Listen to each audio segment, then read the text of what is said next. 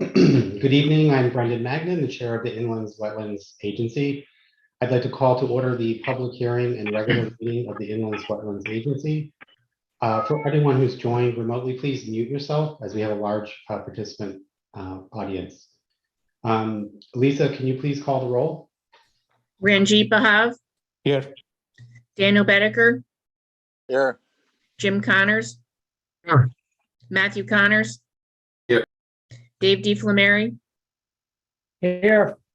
Heather Donaldson Gladue. Here. Steve Munson. Here.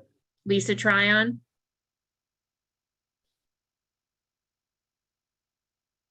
Lisa Tryon. Here. Julie Valvo. Here. Brendan Magnan. And I'm here. Thank you, Lisa. As I call the meeting to order, I would like to declare Commissioner Matthew Connors as a voting alternate. Before we get started with the proceedings, I'd like to remind everyone participating that in order to make the business of this meeting run efficiently, Mary Rose will be assisting with unmuting line as we proceed with the formal public hearing portion.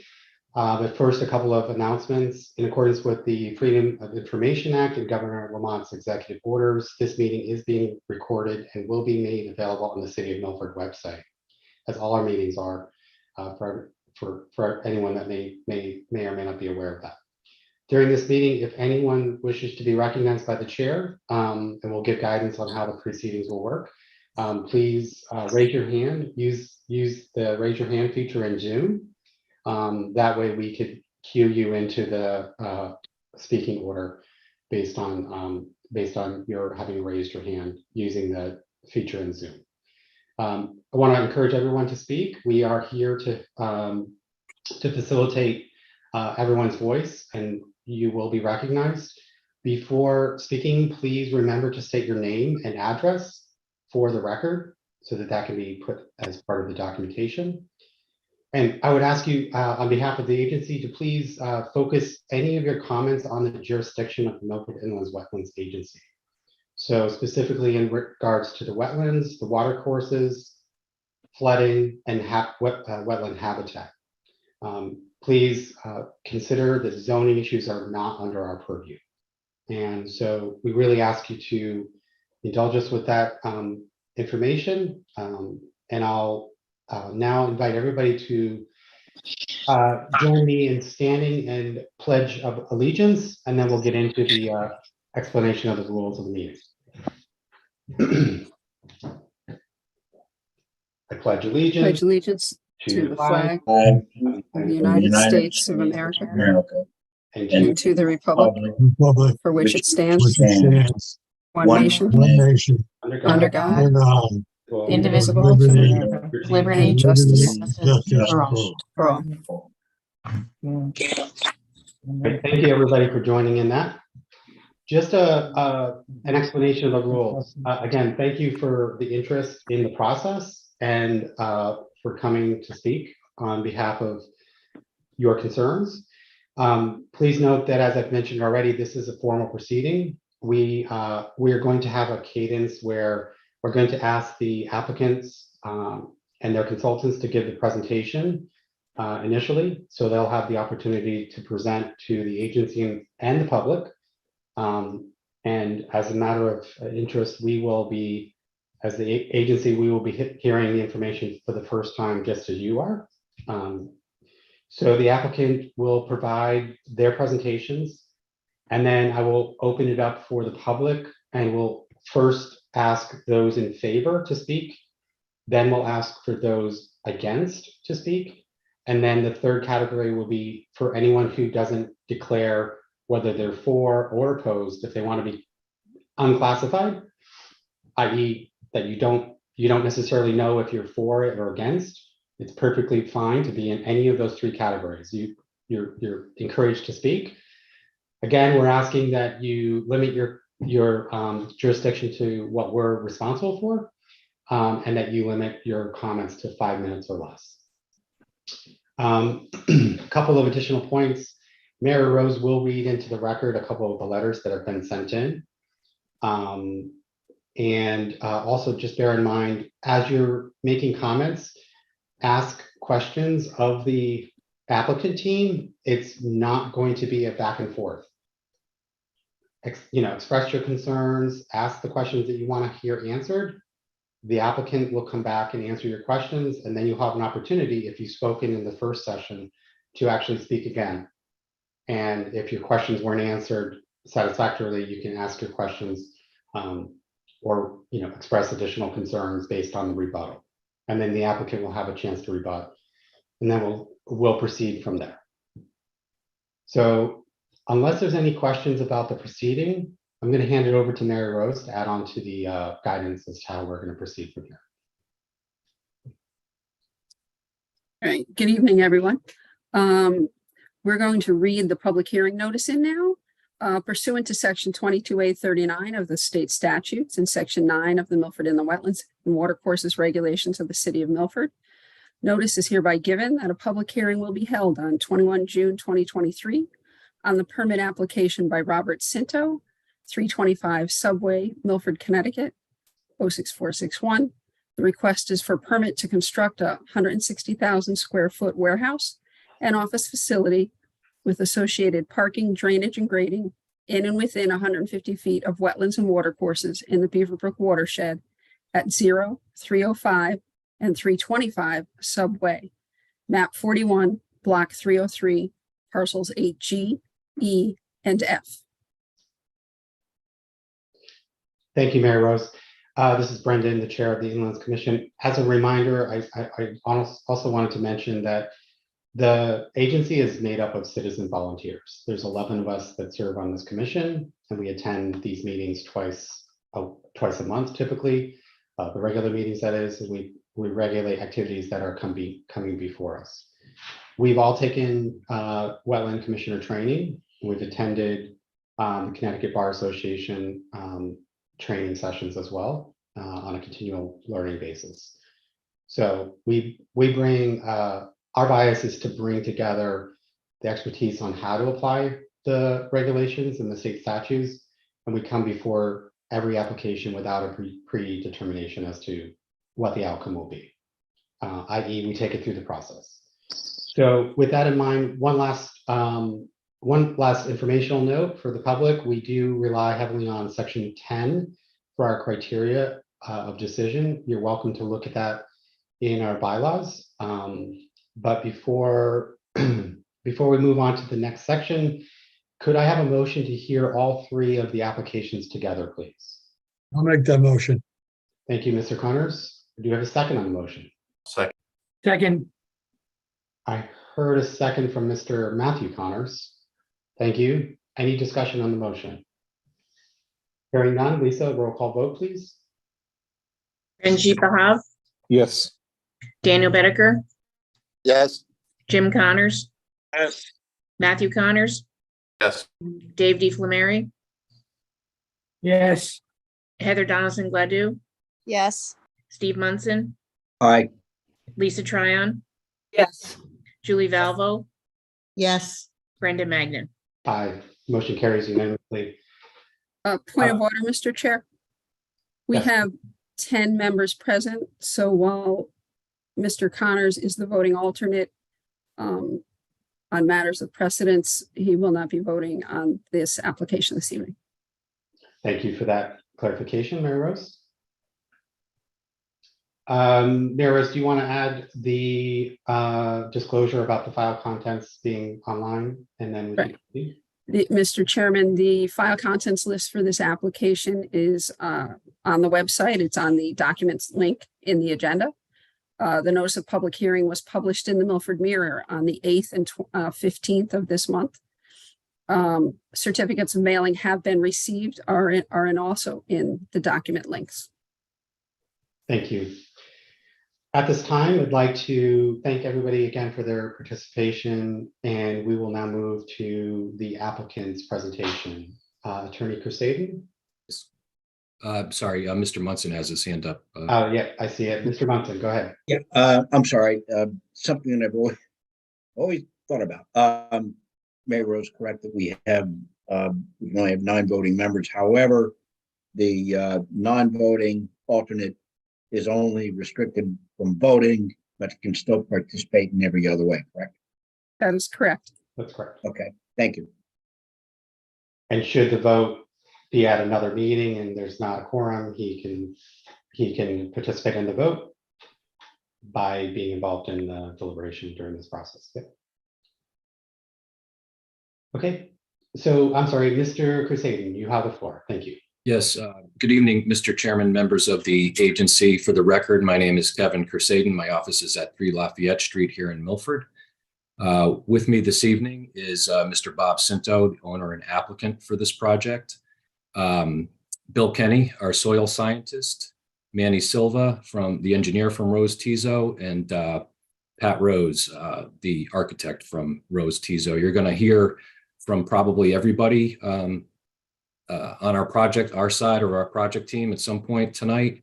I typically don't, beyond stating that the notices have been done correctly and posted, which Mary Rose alluded to the evidence to that.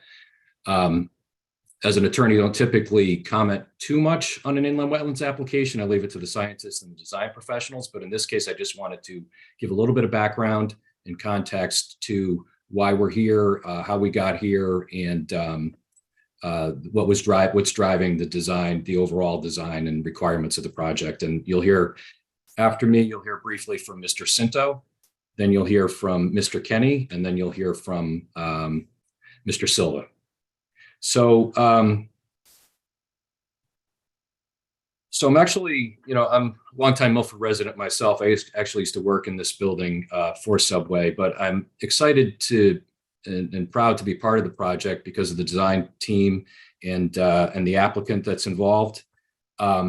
It's also interesting and unique because what we're doing is, as you know, this was the site of Subway World Headquarters for a number of years. The building was built in 1988.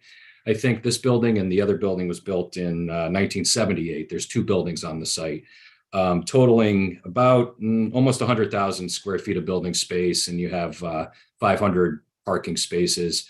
But what I think is really interesting and unique about this project, and I know you'll hear a lot of evidence from the soil scientists and design professionals, but we're asking if this were to be approved, you're taking one corporate headquarters for a strong, vibrant Milford business or former Milford business, and replacing it on the same site and across the street with another longtime Milford or another successful, strong Milford business. So I think that that's just important to point out.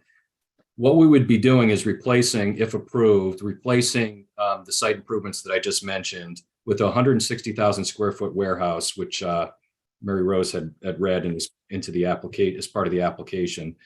As I said, has over 500 parking spaces currently. There's a lot of asphalt and pavement on the site.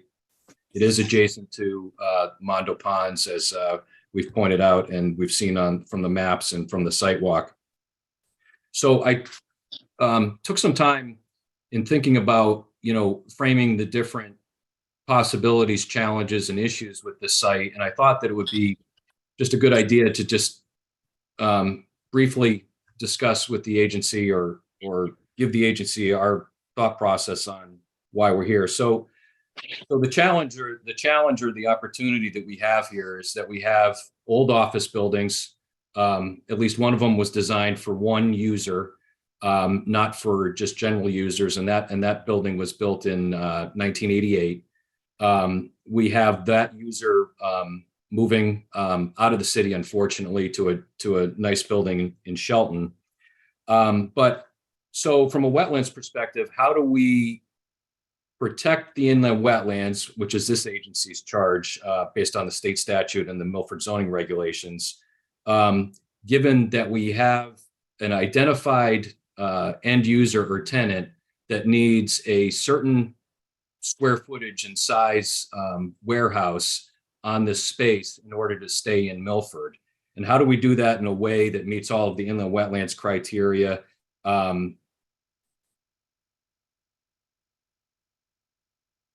do we do that with trying to avoid wetlands impact, mitigate wetlands impact, or somehow enhance the wetlands and the drainage and the quality of the water.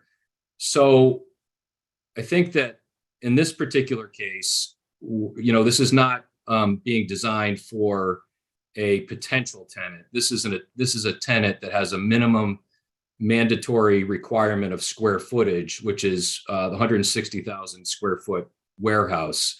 They're also taking building space across the street for office and video studios, my understanding.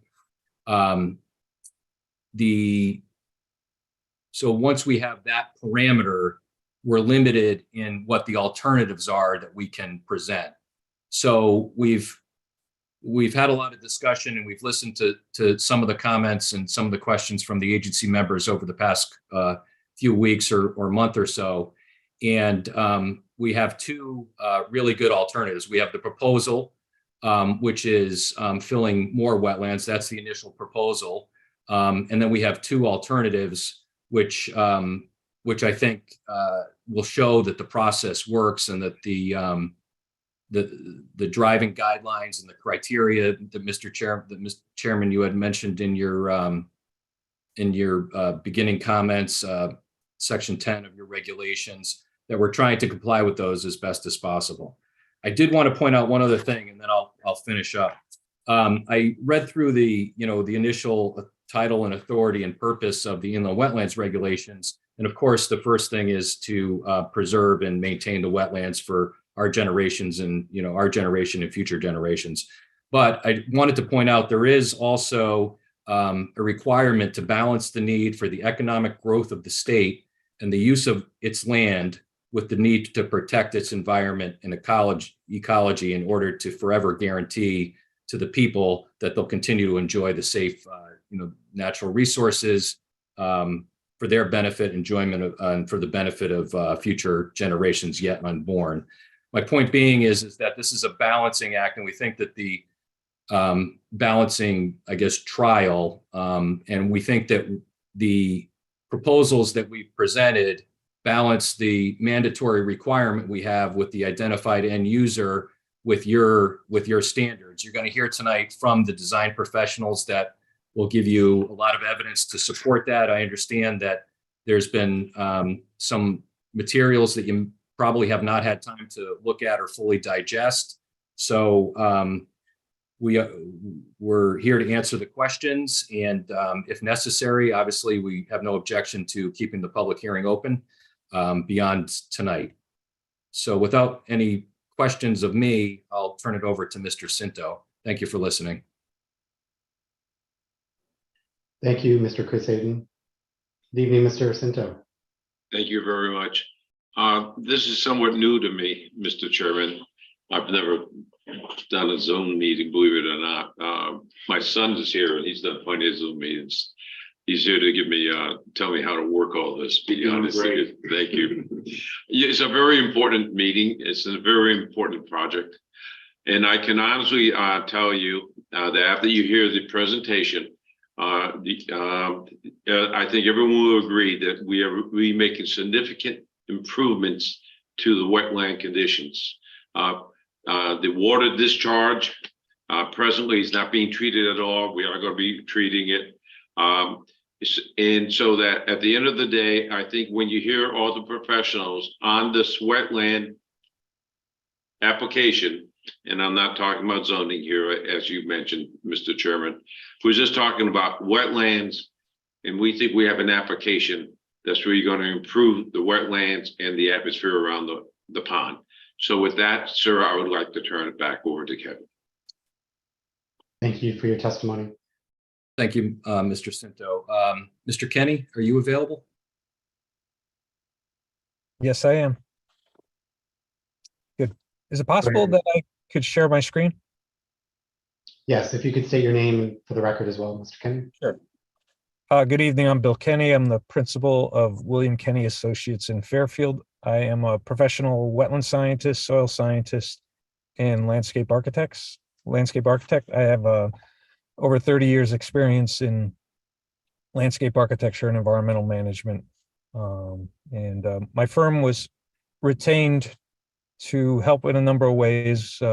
Initially, to review the property and identify where wetlands are located or not located on the property, and then to get involved with the project design and working with the design to look for ways to minimize any impacts to the wetlands, and where we felt that it was not possible to minimize impacts, then look for ways to mitigate those impacts. And so we work closely with all the team, with Mr. Cinto and his team, and Rose Tizo with Pat Rose and Manny Silva, and of course, Kevin Crusaden, the project attorney. What I'd like to do this evening is review with you and the existing conditions today on the property as they relate to wetlands and watercourses, both on the property and immediately adjacent, and then review the proposed conditions, talk about impacts and other measures, mitigation measures that are being taken to minimize and compensate for those impacts, and then run through some of the two alternatives that Kevin mentioned. So I'll start. I'm going to share my screen. I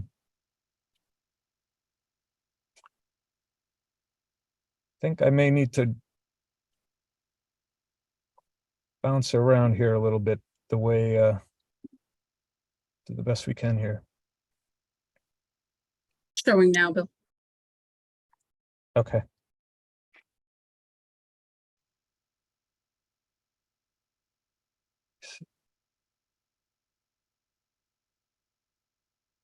What I'm showing you right now, I hope you could see a survey of the existing conditions of the property. We can see it, so. Sure. Okay. North is up to from towards the north, the top eastern part of the drawing. You have subway on the left side of the drawing, and on the west side of the property. Property is roughly rectangular in shape. You have the two buildings on the property, one at the far eastern end of the property, the primary office building on the property, and then a smaller building in the bottom left-hand corner of the property. And between those two buildings, there's a substantial amount of pavement for the many employees that have worked at these buildings over the years. So a lot of parking and a lot of driveways. As you move to the northwestern portion of the property, there are some undeveloped areas, and those are some wetland areas. There's first, just immediately in this western central portion of the property, is a isolated wetland. You have the development from decades ago isolated this piece of wetland. You have a driveway immediately to its north and a driveway immediately to its south. You have subway immediately to its west. So it's pretty much surrounded by pavement. This area is,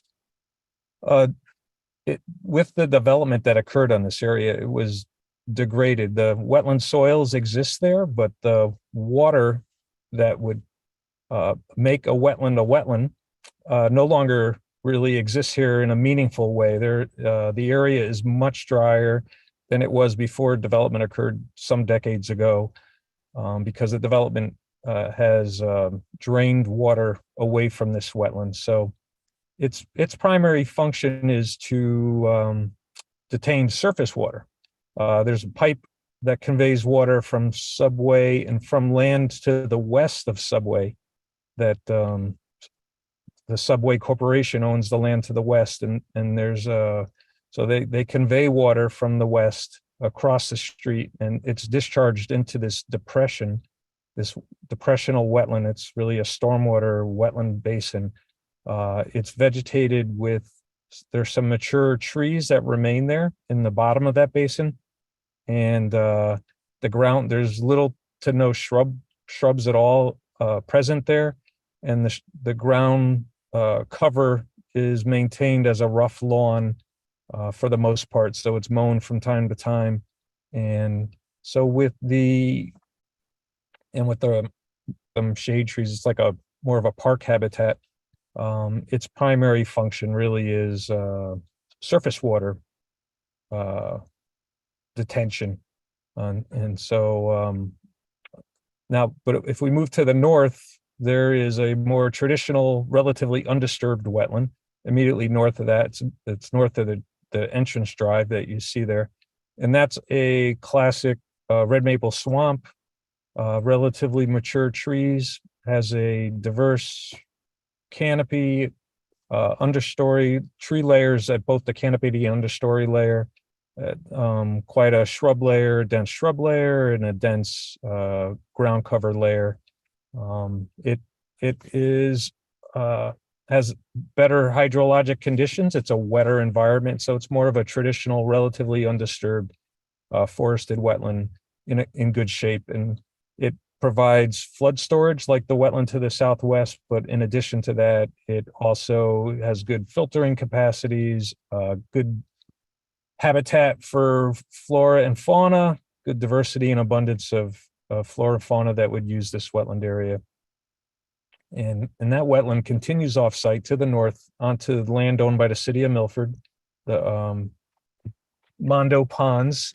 There's 2 ponds that were constructed around the time, I believe, of when I-95 was constructed. And this happened up and down the length of I-95, where to construct that interstate, they needed a lot of fill, and along its length, ponds like this were constructed in areas where the soil and superficial materials was primarily sand and gravel, which this area is. So it's very easy digging, and it's excellent material for road construction. So these ponds were constructed at that, or made at that time when material was moved from them.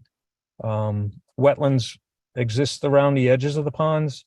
We mapped the wetlands both on the site and then the wetlands immediately north of the site that border the pond to the north. That wetland does continue, it runs parallel about 100 feet off site, roughly, and parallel with the northern border of the property. That wetland wraps around on the east side of the property and then comes back down on the southeast side. And south of the property is the Milford Ice Pavilion on the west side and to the south, and on the east side and to the south is the JFK school, public school in Milford. So those are the primary existing conditions. I'll now just speak briefly about stormwater management. It's very important with regard to the health of wetlands that might be nearby. And this parking lot, there is an extensive collection system. The parking lot, the existing parking lot, has catch basins and piping where the surface water is collected. Many of those structures are set up as dry wells, so the water that enters them in most storms flows out the bottom and through the soils, and it slowly makes its way over to the wetlands. And that provides some detention, and it also provides some water treatment, but it doesn't do a great job in removing oil and grit that you would expect from a very large parking lot like this. Gonna now bring up another drawing.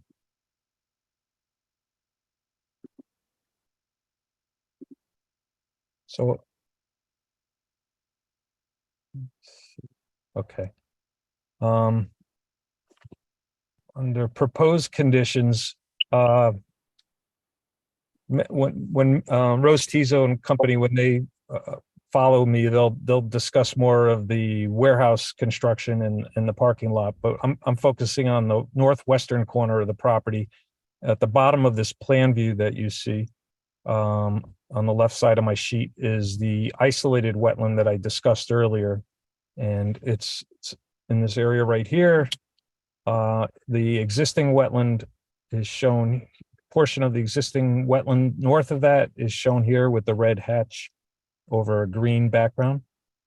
The proposed development initially submitted to you includes the construction of a parking lot in the area of that degraded wetland system on the western part of the property. Recognizing that its primary function was surface water storage, in the location of that wetland, subsurface storage chambers are proposed to maintain that function that that area provides today. So there's going to be open infiltration chambers that will allow for surface water to be collected and discharged to that area as it is today.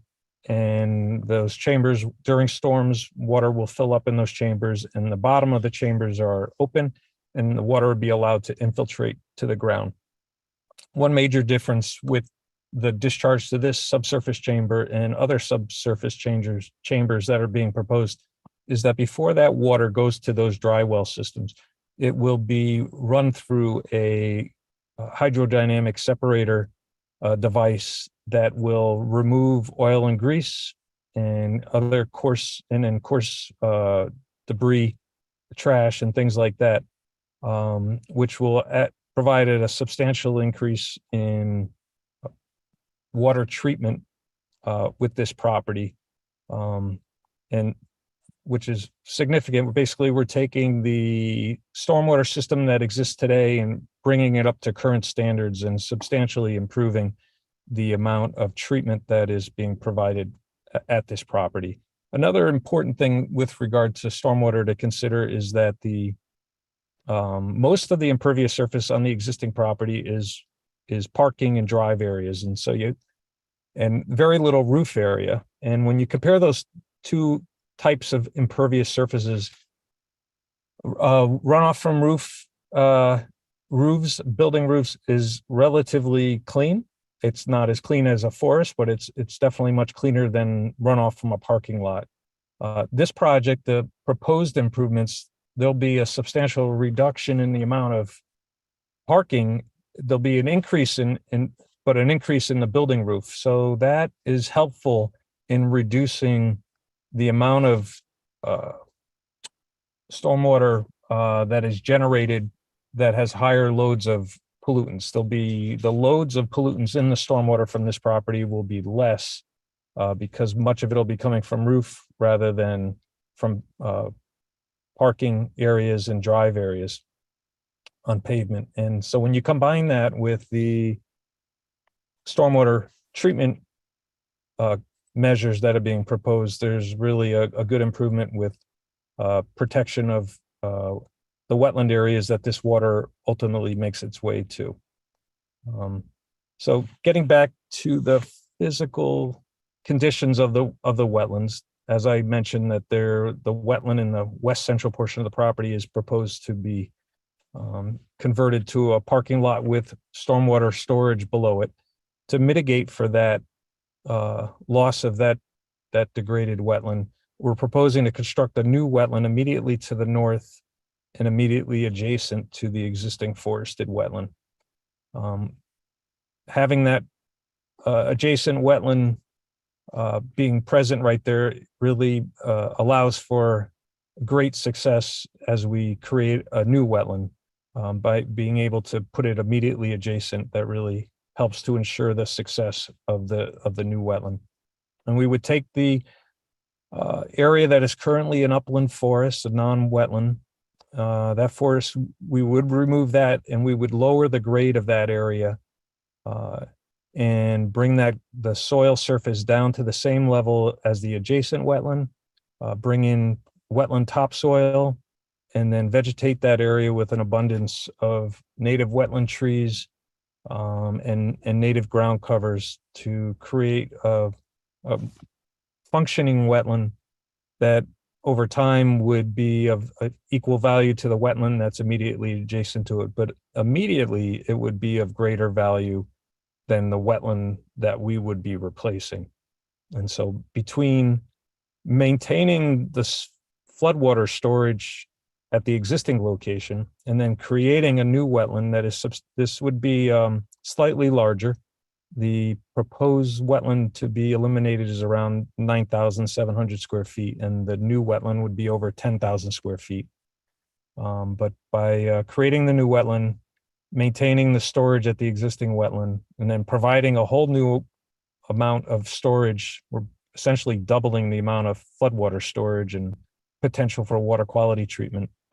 And then vegetating this with a diversity of wetland vegetation, that it's my professional opinion that this mitigation would offset the impact to the degraded wetland, and in the end, you'd have both larger wetland area on the property and higher functional capacity with regard to typical wetland functions.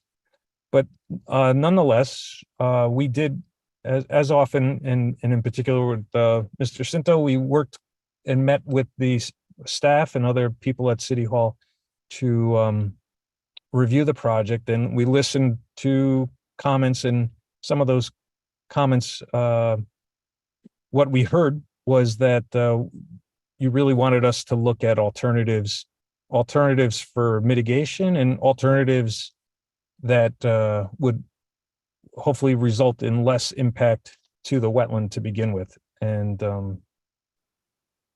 let me first show you one alternative that we looked at. This alternative would keep the amount of wetland loss the same as the proposal I just reviewed with you. But what it would do in lieu of creating that wetland system on site, which required disturbing an existing forest, this alternative includes proposals to improve Mondo Park trail system around the western pond of the Mondo Ponds. And the western pond is on the left here. The red line is a line that roughly locates where the trail is that wraps around the pond. You can see the larger pond is on the right. At the bottom of this aerial photo, you see the subway headquarters building, half of the building there, and a little bit of the parking lot to the left.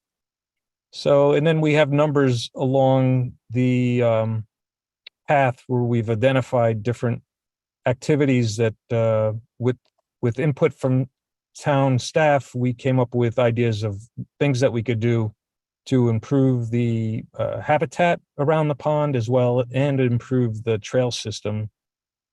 And I'll zoom in here.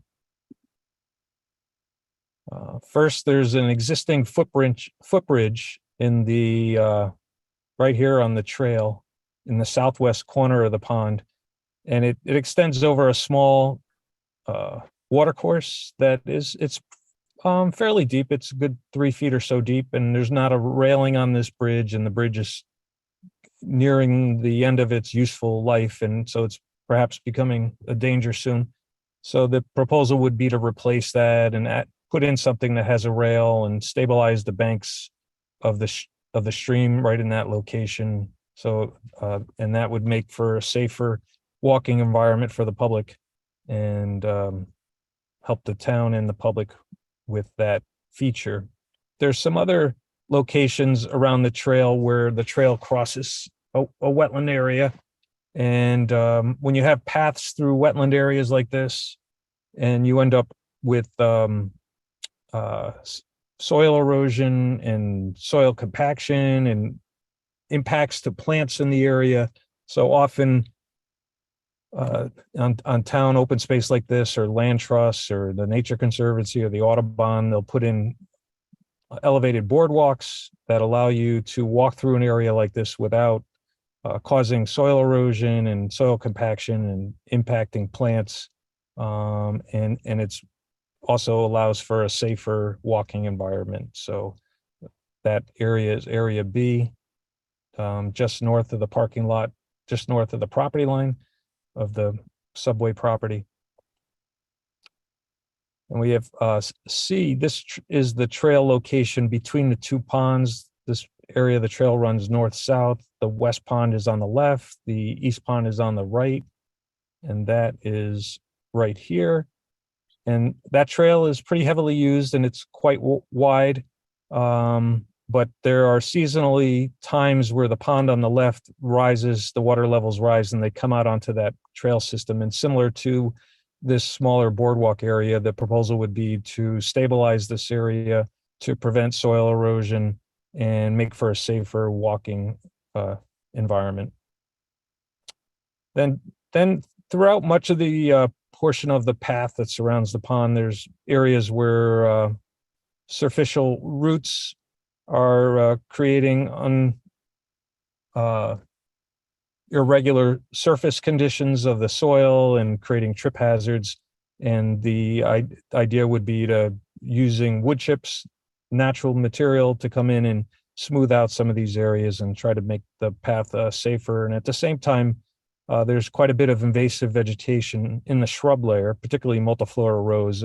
And with issues with ticks and things like that, the idea would be to cut back the rows on either side of the path, perhaps 5 feet back. We're completely open to discussing these things with you, the agency, to see if you have comments about this and would like to modify something in some way. Lastly, we're proposing an opportunity to improve habitat. There is an area northwest of the pond where invasive vegetation has caused the decline of the woodland habitat in that area. There's few to no trees and a just real thick habitat of invasive shrubs and vines. And the idea would be to control that shrub layer and plant an abundance of trees, up to 40 new trees in this area, to help restore a woodland habitat over time. So that would be a alternative form of mitigation. And then lastly, so we have the initial plan where there's wetland impact on site, and we create new wetlands on site. And then this is the second option, where we still have that wetland impact on site, but we do these off-site improvements on the adjacent town land. Lastly, we have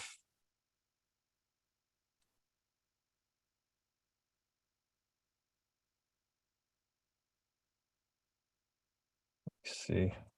Apologize, might take me a second here to pull this drawing up.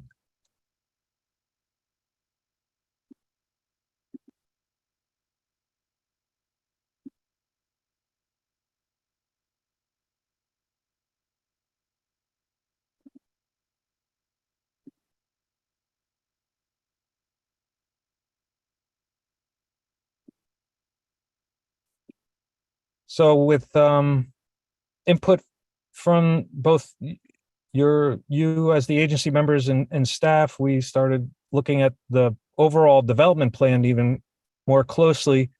And again, you have the existing degraded wetland in the western central portion of the property. And the initial proposal was to extend this parking lot that's in the southwest corner and just extend it right across to this driveway, which would eliminate that wetland. And we took a closer look at it and said we could take that parking, instead of putting it on top of that wetland, move that parking to the north and preserve 75%, 70% of that wetland, a small area at its northern and most driest end, and end with very few trees. We still would propose to keep a driveway into the existing building, but we would preserve this approximately 7,500 square feet of wetland preserve, and then create new wetland immediately adjacent to it on its north side, so that when the project was all done, this wetland area would be bigger than it is today, and we would plant this heavily with new trees and shrubs, and it would stop being maintained as a lawn area. So we would reestablish a diversity of ground covers, native ground covers, shrubs, and trees, similar to the wetland to the north, and significantly improve the habitat value of the entire wetland and expand that wetland. And so that's pretty much what I have to present. So we have the original proposal with the loss of this entire wetland, but creating a new wetland to the north. We have an alternative where we continue to eliminate this entire wetland area here, but do off-site improvements. And then the last proposal is to preserve the majority of this on-site wetland, lose just under 2,000 square feet for this driveway. And then significantly enhance this wetland and expand it. So at the end of the day, it's higher functioning and it's larger than it is today. And then overall, the project would have a net benefit with wetlands and watercourses. That's combined with all the stormwater management that's being proposed and all the improvements to water quality. Now hand it over to either Pat Rose or Manny Silva to discuss more of the overall site planning and site engineering. Thank you, Mr. Kenny. Mr. Silva? Good evening. My name is Manny Silva from Rose T-Zone Company. I'm a civil engineer registered in the state of Connecticut. Address is at 35 Brentwood Avenue, Fairfield, Connecticut. Just going to run through here really quick the kind of the existing conditions and well, actually, Bill already talked about the existing conditions. So, I mean, the property currently is the subway headquarters. As you can see here, here's the existing building here in the back, and then they had a training building here in the front. Between these two buildings, you can see there's a large sea of parking lot. So we have a pretty, for the size of the property, we have a kind of a small footprint of building, but a large footprint of parking. And where our proposal is kind of the opposite, it's a large roof, a large building, which with smaller amount of paved areas. As Mr. Kenny stated, there is an existing wetland area here, which is kind of acting as a retention pond. They mow it. It's actually has, I could pull up the kind of a visual of it right now. You can see it right here. It's kind of a grass area that gets mowed and water gets collected here from the adjacent properties across the street. There's a pipe that runs underneath the building. Some stormwater gets stored here, and then it gets conveyed to the larger wetland here to the left-hand side. And this is that wooded area that Bill was talking about. So the site has some multiple drainage structures, and they have multiple generations of drainage structures. So there's an older set of drainage structures here in the rear of the rear portion of the property. The water gets collected in, as Bill said, a series of catch basins, and some of them are catch basin dry wells. And then that gets conveyed up to a discharge point right around here to the wetland area. Again, like I stated before, there's a system that comes from off property that discharges into this stormwater retention pond / wetland area. And then that gets conveyed, overflows and gets conveyed to that same discharge point here. There is another kind of drainage area here around the existing office building, and that has a discharge point right here into Mondo Pond directly. And that's mostly the roof drainage, some paved areas here, loading docks, and then some areas in this area get discharged out to directly into Mondo Pond. So our proposal is to have this warehouse structure. Again, is mostly roof, as you can see, and then we have some perimeter pavement. And what that does is basically, as Mr. Kenny said, is that the water from this coming off a roof is generally clean, whereas paved areas will have sand, oil, and some other debris that will then wash into the drainage structures and then out into adjacent watercourses and wetlands. So what we do to mitigate that is we have a series of drainage control structures to create a treatment train. So in this area here where we're filling in the existing wetland area, we mimicked the same storage volume that this wetland was storing from the area across the street, and then created an underground concrete gallery system that will mimic the stormwater function of the wetland that's there today. We then have another system that will collect stormwater in this front parking lot area and then bring it to a stormwater treatment quality unit which is a vortex unit, which is a system that will take the stormwater, slow it down by swirling it, and then it'll drop out all the suspended solids down to approximately 2 microns, or I think it's 1, and will create they perform to a 90% TCS, which is a metric that we use to basically judge how efficient these stormwater quality units are. And there's some studies done by UConn and University of Maine, University of New Jersey, and how the effectiveness of these stormwater quality units have to remove suspended solids and floating and floatables and hydrocarbons. I'll go into the detail of that when we go to the detail sheets, how these units work. But we have one prior to every stormwater storage facility. So we have here in the front a series of galleries to collect what's going on here in the front of the property. And then here where we have the loading docks, we have a trench drain that picks up the runoff from the area of the loading docks, and then a small area here where we have some employee parking. And then the roof, for the majority of the roof, will be collected in this stormwater underground system here, which again has another independent stormwater quality unit here.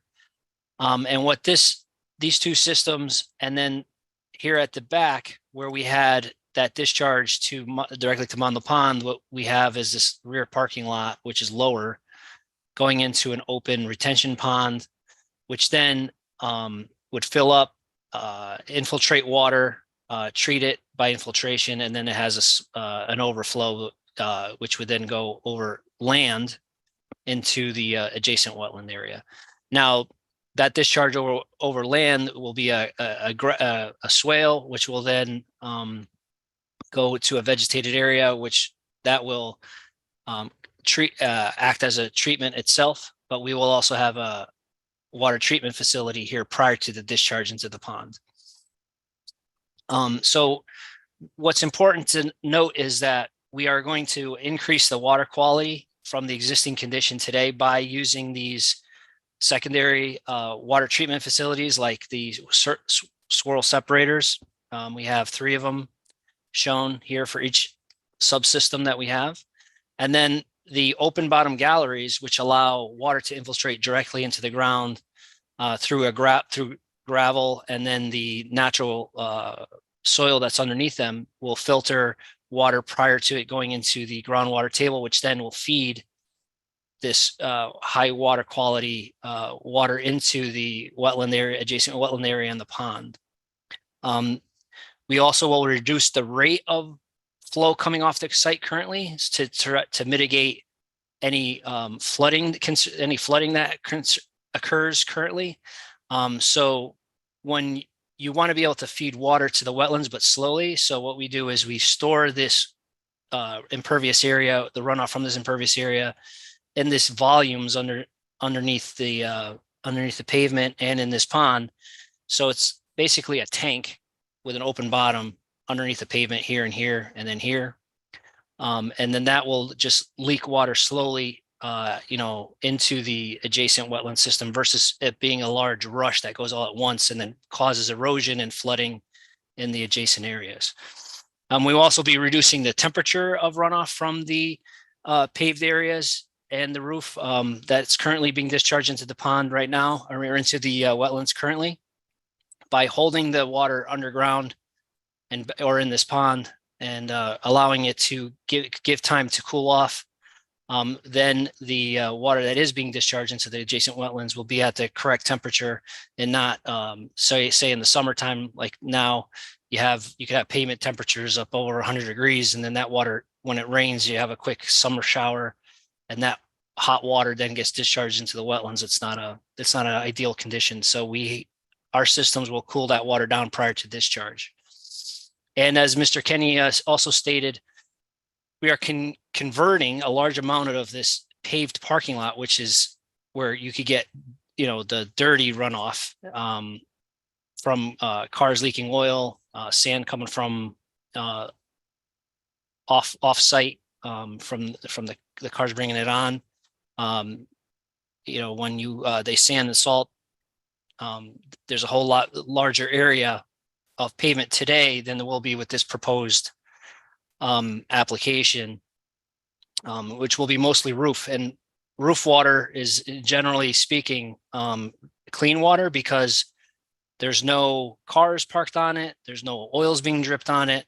It's just the rain falling on the roof from the sky and then getting conveyed through pipes, in this case, and then being stored under water. And then from there would be slowly discharged into the wetlands.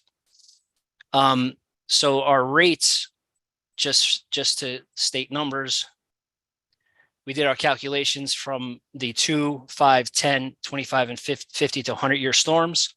And you can see here from the existing condition to the proposed condition, we have a reduction in peak flow on the 2-year storm by 31%. We reduced the water at the 5-year storm by 37%. 10-year storm we reduced by 36%. 25-year storm is a reduction of 22%. The 50-year storm is a reduction of 12%. And at the 100-year storm, we have a reduction of 6%, just under 6%. So during construction, we also have to be cognizant of making sure we protect the wetlands before all of our structures are in place. So we have a soil erosion control plan here on SP3. And what that does is, so when we are just grading the property and getting it ready for our building and the pavement and all these structures, we have 2 anti-tracking aprons coming on site. That's so that any dump trucks or vehicles that are coming in and off the site, if they have any mud on their wheels, we have these pads with large riprap stone on them, and that will knock any mud and debris off of the wheels, and then it won't track into subway or any adjacent properties or in the road. We then have silt sacks on all of our catch basins, and that's basically to, once we put in these catch basins, we want any runoff during construction that goes into these catch basins that has any turbidity or mud to get collected in sacks inside of these catch basins and not get conveyed through the system into the pipes or into the galleries. Even though we have these swirl concentrators, which would catch it and collect that material, we'd like to get it prior to it entering the system, so that once we get the site stabilized with grass and paved, we pull these sacks out and the system is ready to go as if it was new, clean, because the debris has been caught in these sacks prior to it entering the system. Also, we have a perimeter silt fence that is reinforced with hay bales. So we didn't just propose a silt fence like you would normally see around the property, because we are so close to the wetlands here, and then we have some slopes adjacent to them. We want to reinforce those silt fences with a hay bale behind them that's staked into the ground, so that it has more of a structural rigidity and they won't be flopped over with any water or anything else, or a deer knock them over or something like that. That would be less likely with the reinforced silt fence with the hay bales behind them. So here are the some of the existing discharge points that we have into the wetland area. We proposed during construction hay bale check dams, which is hay bale staked in a V formation from the discharge point all the way to the edge of the wetlands. Here you just see one V, but in reality you'll see multiple sets of Vs, and that will basically, as water is being discharged here, it'll slow the water down and drop out any kind of debris that or sediment or suspended solids that's in the water prior to entering the wetland.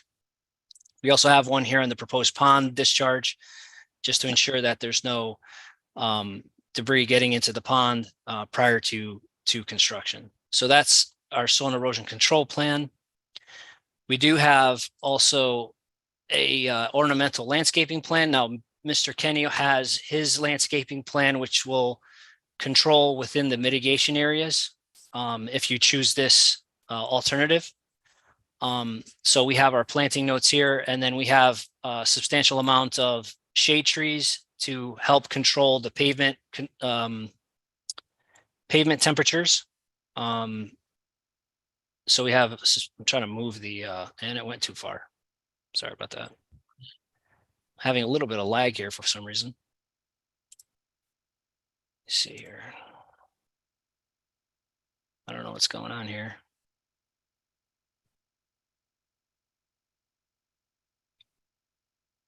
I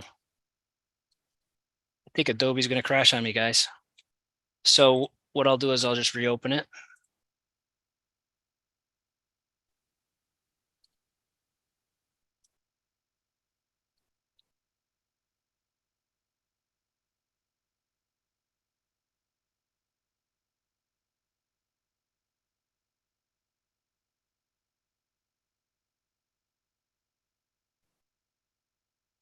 Okay.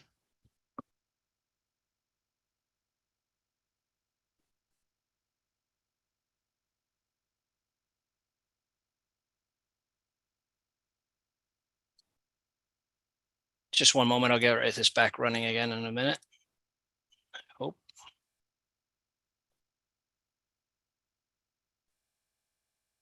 There we go.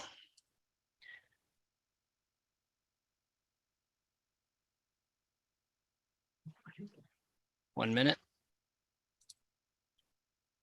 Here we go.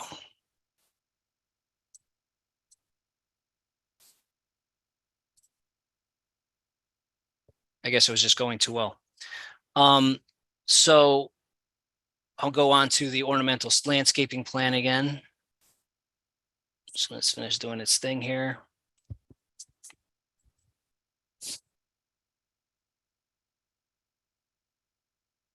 So we have here along the parking lots and in the islands, we have some shade trees with ground cover, some shrubs down in the lower canopy below that, below the shade trees. We have some evergreen screening trees here along the south line with the adjacent to the ice rink. We have some shade trees here near the back parking lot.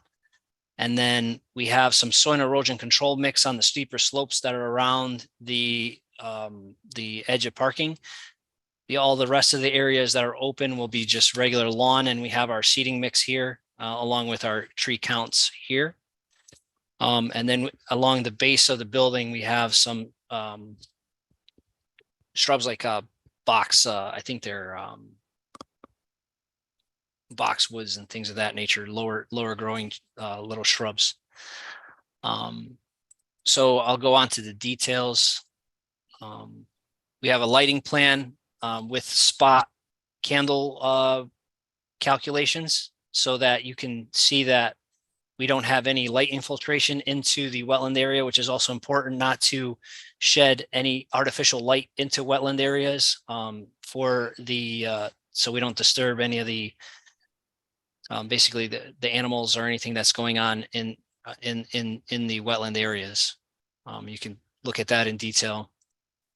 Here's our soil erosion control notes. Here's that silt sack that I was talking about, where during construction, water would come into the catch basin and then the mud and debris would get caught in this silt sack, filtered out, and then we could replace or clean these silt sacks periodically and ensure that the system is clean and ready to go and 100% function at its full potential on day one once the site is stabilized.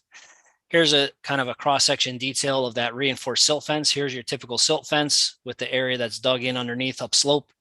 And then we have that staked hay bale behind it to reinforce it so that this silt fence doesn't fall over. I think that's important for this project to have that. Here's those kind of V check dams that we'll have. Those will be reinforced also near the discharge points.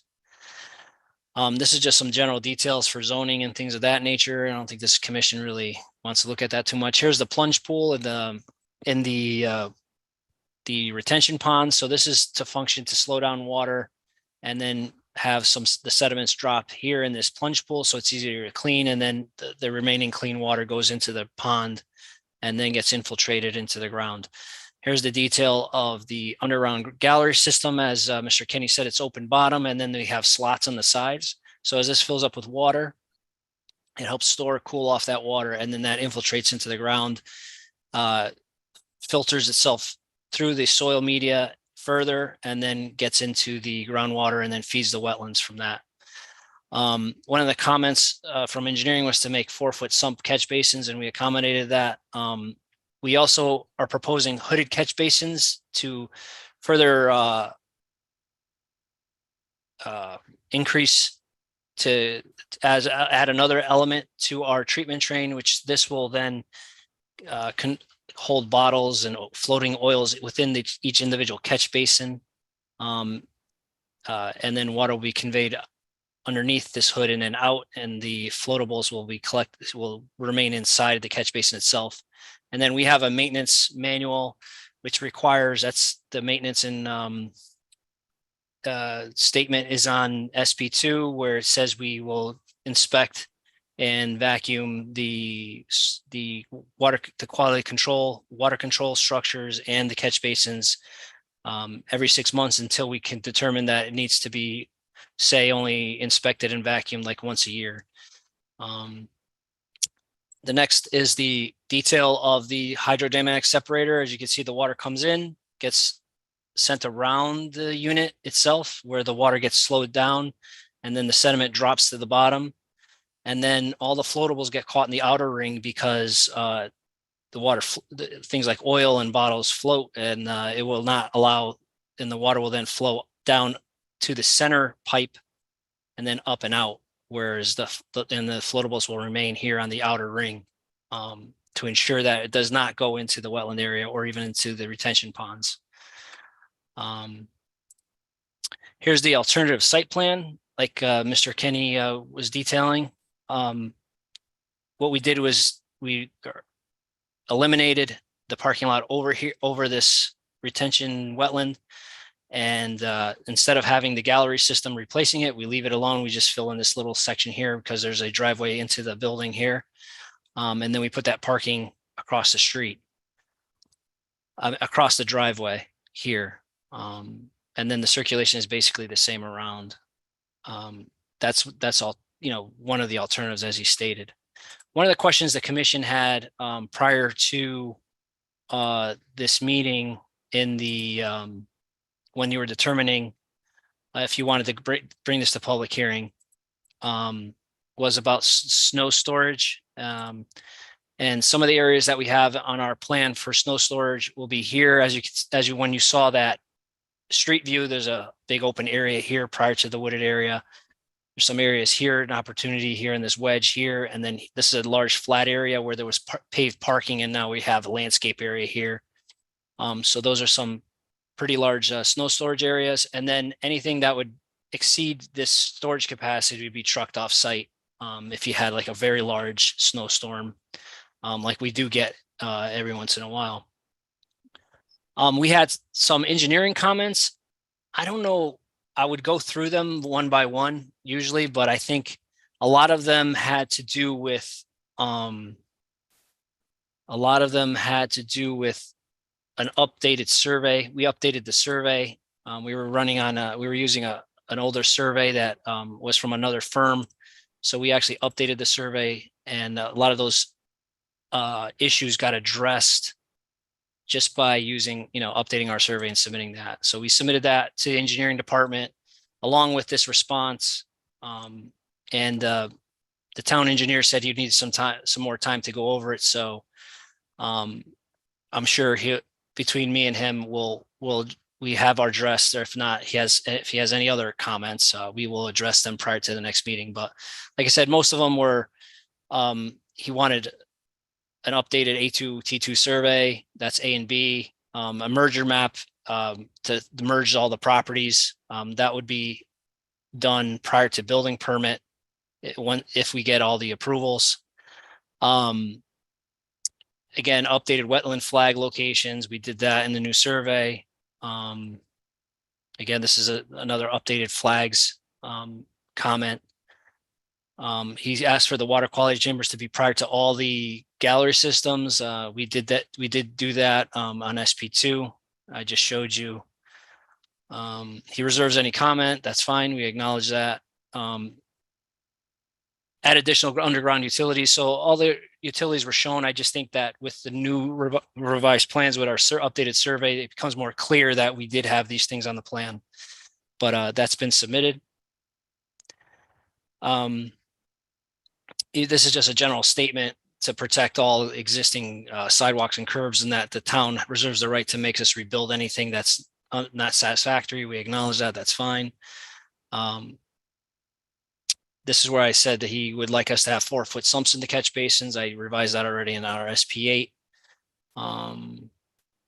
He just wanted me to expand a little bit on the silt fence barrier, and we accommodated that also in the revision. And then this is where he asked for some additional protection during construction at the plunge pool and the flared ends, and that's where we added the hay bale check dams, like I presented to you in SP3.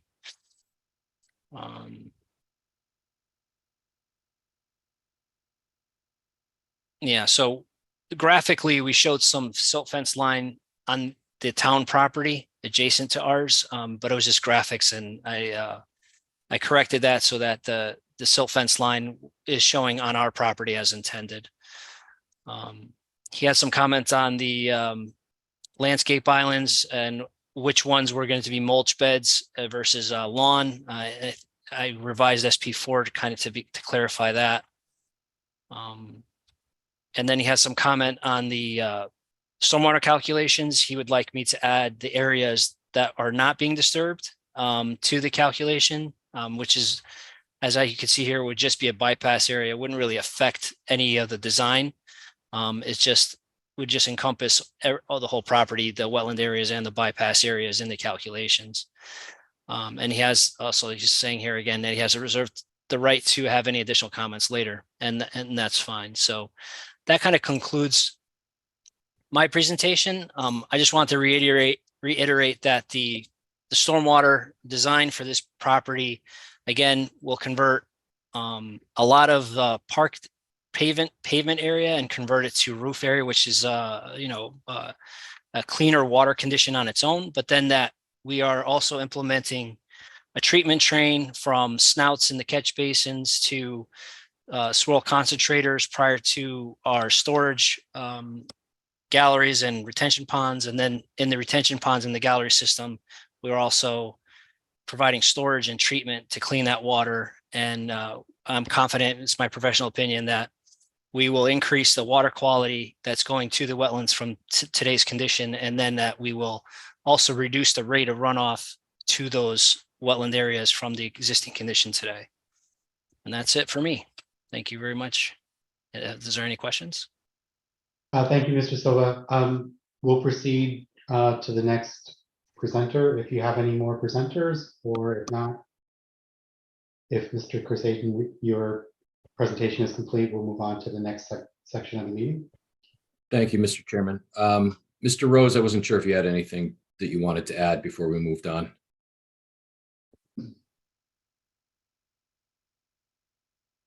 No, I don't have anything at this time. Thank you.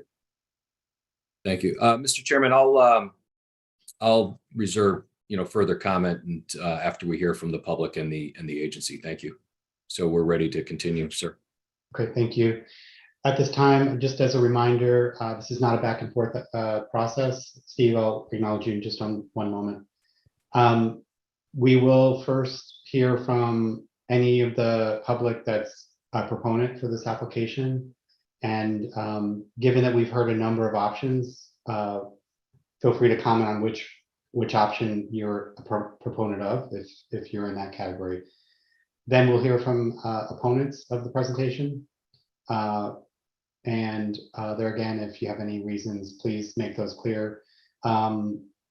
If somebody's already mentioned something, don't feel obligated to restate it, just because we have a large attendee audience and we want to keep the meeting moving forward. And then finally, we'll ask for those that haven't spoken but would like to speak, either and declare themselves as neither for or against, but want to be put on the record to either support the application or raise questions or raise concerns. That would be your final opportunity. Just as a reminder, if you don't speak during the first part of the public hearing, after the rebuttal, you're not allowed to speak in the second part of the public hearing. So if you're going to speak in the first section.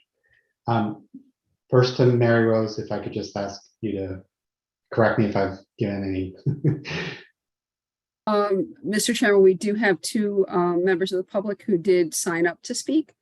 That didn't preclude anyone else from speaking. It's just they had signed up, so we can call on those folks first. And I believe Commissioner Munson had a question. Yes, Mr. Munson. Yeah, Mr. Chairman, just very quickly, I didn't see the date of the letter that Mr. Silva had sent to the city engineer.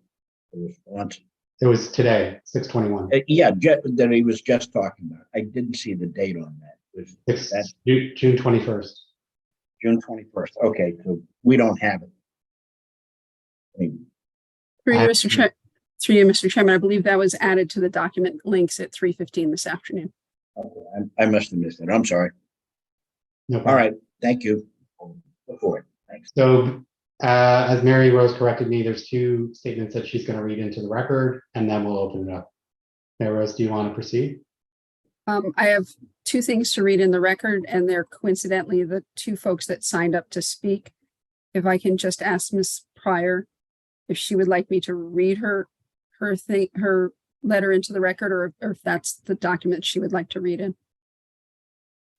No, I'm Diane Pryor. Yes, you can. I live at 5 Audubon Close. Yes, you can read it into the record.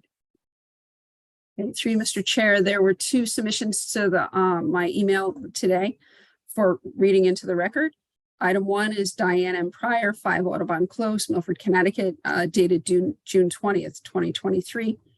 And it states, to the members of the Inland Wetlands Agency, somebody in, I respectfully request that the public hearing schedule for June 21st be postponed. I apologize. I need to multitask.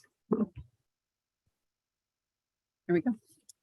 I respectfully request that the public hearing schedule for June 21st be postponed. To the best of my ability, I've studied the plan submitted to the Inland Wetland Agency by Mr. Cinto for the subway headquarter project at 0305 and 325 subway. Map 41, block 303, parcels 8G, E, and F. According to the documents that I have seen, plans for development of the site were prepared and submitted to RD Cinto on 3/16/23. However, the plans for this development have been ongoing since before 2021, as noted on page 7 of 13 in the documents prepared for the buyer, which state construction schedule. The anticipated starting date for construction is summer 2021, with completion anticipated by summer 2022. Appropriate erosion control measures as described herein shall be installed by the contractor prior to commencement of all site clearing or construction activity. Scheduled work to minimize the length of time that bare soil will be exposed.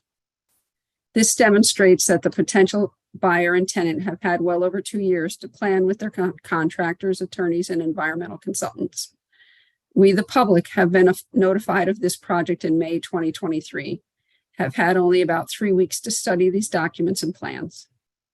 We require a significant amount of time to familiarize ourselves with these very detailed plans and obtain professional, environmental, and legal consultation regarding the impact to the wetlands at Mondo Ponds. Therefore, I'm requesting a public hearing postponement of no less than 6 months in order to review and observe impact through, at minimum, 3 seasons of temperature changes. Thank you for your consideration. The second item that was submitted. I'm sorry, Mary Rose, can I just correct something that I wrote? It's just tiny. It's on page 6 of 13. I wrote page 7 of 13. Thank you.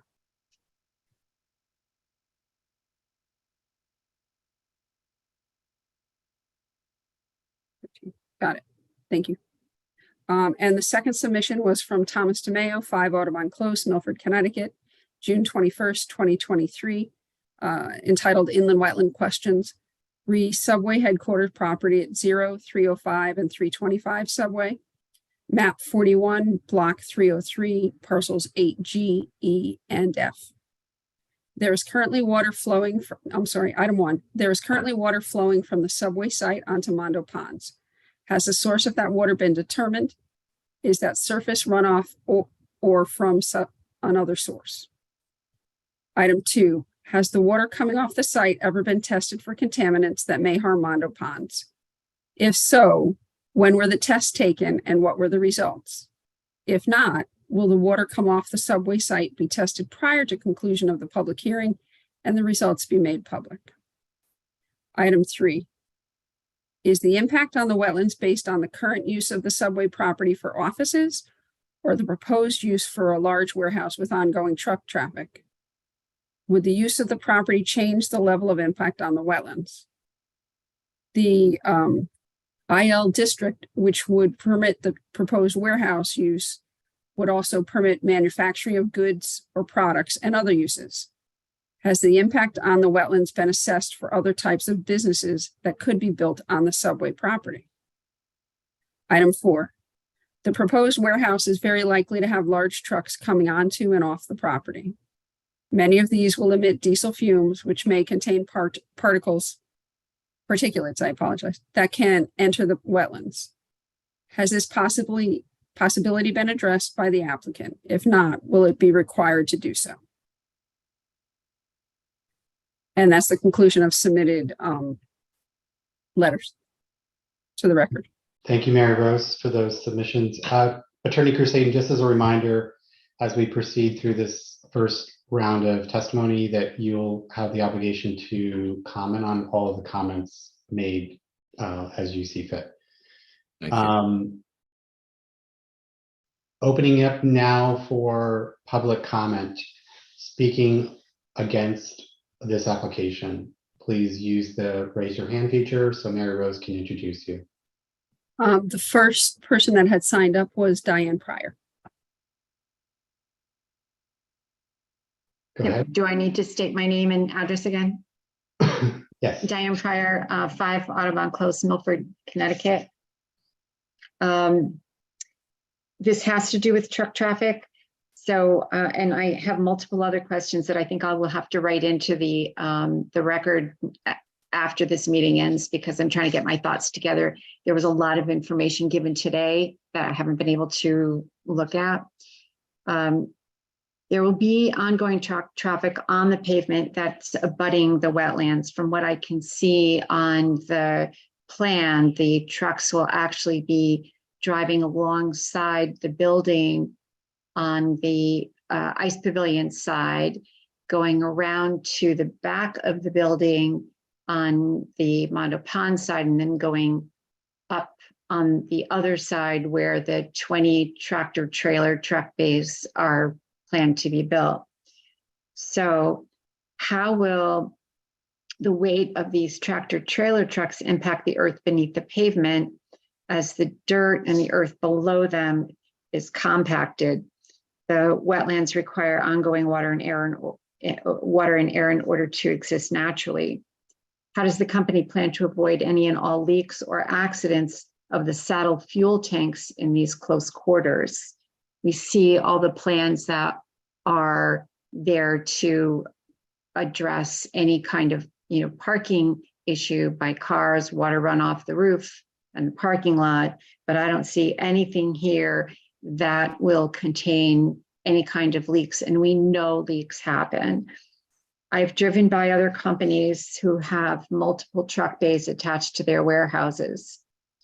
Not only are the trailer trucks parked into the bays, but there are multiple other vehicles surrounding the locations. I've seen small vehicles for lifting heavy loads. I'm not exactly sure what they're called. They sort of look like little forklifts, but I'm not really sure. But they seem to be located around the trucks with pallets on the ground, strewn around the ground, that are used to transport heavy items to or from the trucks.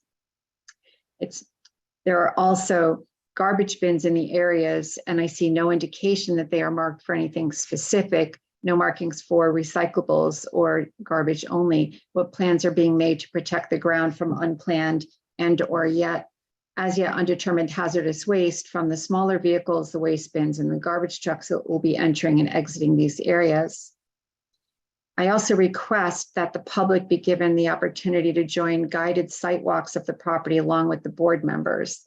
I request that these site walks be scheduled during the hot summer weather, cooler fall or spring weather, and during our coldest weather, very late fall or winter, in order to fully understand the impact of this project on the wetlands.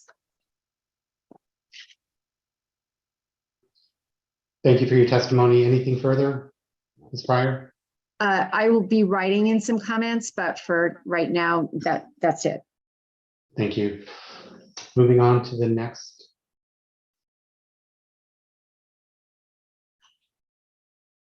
I'm sorry, the next speaker is, I apologize, give me a second, is Thomas DeMeo, also of 5 Audubon Close.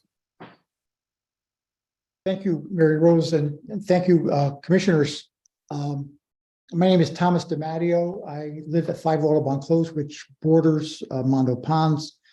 I'm a regular user of the path, along with probably hundreds, or if not more, Milford residents who really care about what's there and want to go do all that we can to protect it. It's a unique resource for the town, and one that should be preserved to as much as possible. I'd also like to offer my appreciation to the applicant for the proposed improvements to the path. They're improvements that anybody who uses the path would welcome, and they certainly would make the path a better source of enjoyment for the town. However, that's one that improvement, in my opinion, and in the opinion of those who use upon the area regularly, does not offset the impact of such a huge project. We're talking about a project that is twice the size of the current, nearly twice the size of the current building on the project. It's one that by design is intended to generate and receive a large number of truck traffic. The business of a warehouse is deliveries and receiving and delivering. And nothing that, while the wetlands impact can be mitigated to some extent, that use is inevitably going to have a degrading effect on the adjoining wetlands. They're sensitive wetlands. It's property that, as we all know, once you lose it, you can't get it back. So it's my feeling, and those of other users, that even with the extensive plans proposed by the engineers and soil scientists and other experts, we don't know. Well, we haven't had a chance, as Ms. Pryor indicated, to evaluate the efficacy of those plans. We take on faith what the applicants' experts are saying and what they're proposing. There's no independent assessment of those plans to see if they really will work and if they really will do what is intended. As we all know, there are many projects over the years all over the world where the best intentions of the engineers just don't work out in real life. And in a case like this, where the adjoining property is a rare and valuable resource and unique resource, the consequences of not knowing what's going to happen can be devastating. So I appreciate, again, what's being offered. I understand that I too am a taxpayer, and I do see that there's always an economic side to these types of developments. However, when it's the economic advantage, and I think it's a marginal improvement, given the fact that it's already an entity that's in town, in the city, and already paying taxes. While I understand that you always want to see greater revenue streams for a town, for a city, in this particular case, because of the unique nature of the property, because of the value of the property to the city of Milford and the citizens of Milford, I think that there is really no economic impact, no economic benefit that outweighs that. So I would hope that as the that this board assesses these plans and evaluates the project, it keeps that in mind, that failure here is really not an option, because failure here can have devastating consequences for the city. Thank you. Thank you for your testimony. Next, request to speak in opposition. Mr. Chairman, I see no hands up. Okay, let's move on to anyone that wishes to speak on the unclassified. So you're neither in favor or against, but you have a concern or you have a question. Can you, everyone, use the raise your hand feature so Mary Rose can, Mary Rose, we have a participant who's physically raising her hand. No, okay. Trying to find, oh, there. It just says Kathy on the screen. I'm sorry, I don't know your last name. My name is Kathleen Ponton. I live at 1313 Naugatuck Avenue, Milford, Connecticut. Our property abuts Mondo Ponds. I've heard a lot about soil and a lot about the water storage and so forth. Has there been an impact study done, or is there a planned impact study done on the outcome for the animals, you know, that call Mondo Ponds their home? We have quite a plethora of animals and different species of fish.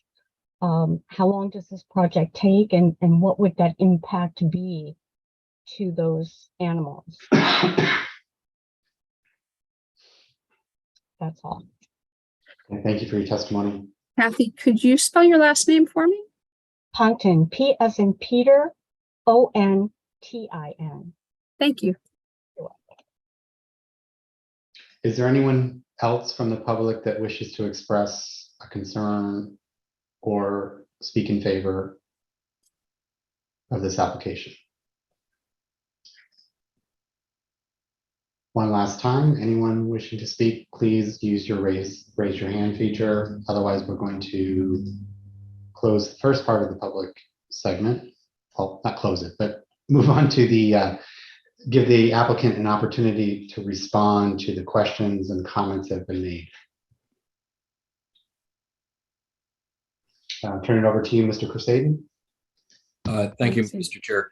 I will try to answer a couple of those questions, and then I'll leave the rest of it to the project team to answer what we can this evening, hopefully. With respect to the request for an extension of time, I guess for, you know, several months or several seasons, since we've started the application process, there's a statutory timelines that we have to adhere to at this point. Is one of the legal reasons why we wouldn't be able to accommodate that request. And then I'm sure that there's other, contract driven and timeline reasons that we wouldn't be able to accommodate that request, unfortunately. So I just wanted to mention that. I think a lot of these questions could be answered either by the engineer, Mr. Cinto, or Mr. Kenny. And so with that, I leave that to who would like to address points next, Manny or Bill, if you're able to take any of these points this evening. Yeah, Manny Silva from Rostizo. I'll try my best. I took some notes here. So the dates on the ENS narrative were just an oversight on my part. I didn't update the years or the timeline. We haven't been looking at this project for years. It's just that I copied those notes over from another drawing and then modified them for this project. And I guess I oversaw the dates. I did change those dates in the latest revision. Yeah, we've only been looking at this project for the last couple of months. As far as there was a comment about the weight of trucks on the soils and how that impacts the wetland areas, and my answer to that is there really isn't any impact, because the area of the soil right now that's on the property is paved and has building on it. So if anything, the area near Mondo Pond, we're taking a much heavier building away, and we're putting, I think, just a driveway in that area. and then maybe a portion of the building that where the existing building was. But for the most part, the load that's being put on the soil under the pavement wouldn't really change. I mean, you have over 500 parking spaces, and then now you'll have a reduction of that by 200 parking spaces, but we're adding some truck parking in at the bays. So if anything, the impact to the wetlands from the load on the soil would be reduced in a way. So I don't see any impact on that front. Someone did also have a comment on truck traffic impact versus the existing use. So to be clear, the Subway is not in this area anymore. They're leaving.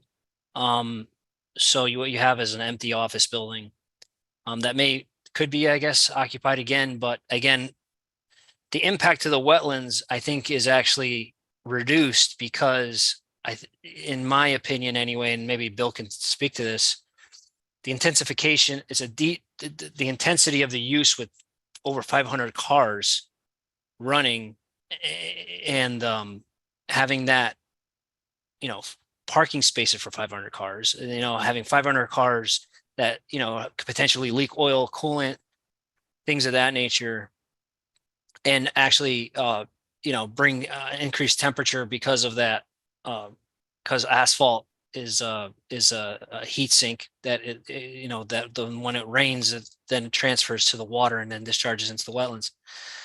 In my opinion, the proposal is a less intense use, even though people think of the trucks as being more of an intense use. If you really think about it, you're going from 500 cars going in and off the property to 20 trucks and 175 potential cars. And I don't think you will even see 175 cars with a warehouse. So that's almost a reduction in intensity. As far as particulates in the air, I think the United States DOT and the Clean Air Act does a pretty good job of inspecting ensuring that these trucks are inspected and that their particulates are controlled, and even their NOxs, especially with the Clean Air Act and the emission standards that we have here in the United States. Number 4 was the animals. Again, there's no direct impact to the animals, as they would most likely exist in the wetland area. Any animal that'd be out in the parking lot, like squirrels or things of that nature. But I think anything that's relative to, or not relative, but that's pertinent to the wetlands, we wouldn't have much of an impact on. Again, I think from converting this from an office park, a world headquarters that attracted, the need for 500 plus parking spaces, to only having 20 trucks on site with, employee parking, which is, we're showing 175, but I think it's going to be much less. And these trucks they're going to be, loaded and then leave. It's not like this is not a UPS or a FedEx type of use. It's a warehouse for in-town parts manufacturer. So I think the impact on animals and the wetlands in general, even though people are just seeing the size of the building, but you have to think of it, because the building is so big, and the parking lot that we're substituting with this building is almost like a reduction in impact overall, because things that happen within the building are confined to the building. Whereas if you had that parking lot that you have, that's 500 spaces, is open to the air and noise and even lighting. So the Mr. Silva? Yeah. Mr. Senta has been waiting to speak, so. Okay. Yep. I'll wrap it up. I'll wrap it up from Bob right now. So I think the impact of our project is much less on the wetlands and the animals and things of that nature from the existing conditions. So go ahead, Bob. Thank you very much, Manny. I would like to really dramatize. It is a much less project than you presently have. At one time, there was 1,200 people who worked at Subway. 1,200. They used to park in the street. So that parking lot had over 500 people come and going. This facility is only going to have 100. So it's a dramatic decrease in car traffic which is traffic on the road traffic. It's just a phenomenal decrease. That's number one. Number two, there's only going to be 12 trucks a day at the most. The way this works is that they have these trucks and they fill them up with product. And until they have enough product to send to Carolina or Atlanta or Florida, wherever they ship this product to on the East Coast, the truck doesn't move because it doesn't have any economics. So there's only 12 trucks a day that move from this site. So you have 12 trucks and you have 450 less cars coming and going. So it's really a tremendous impact.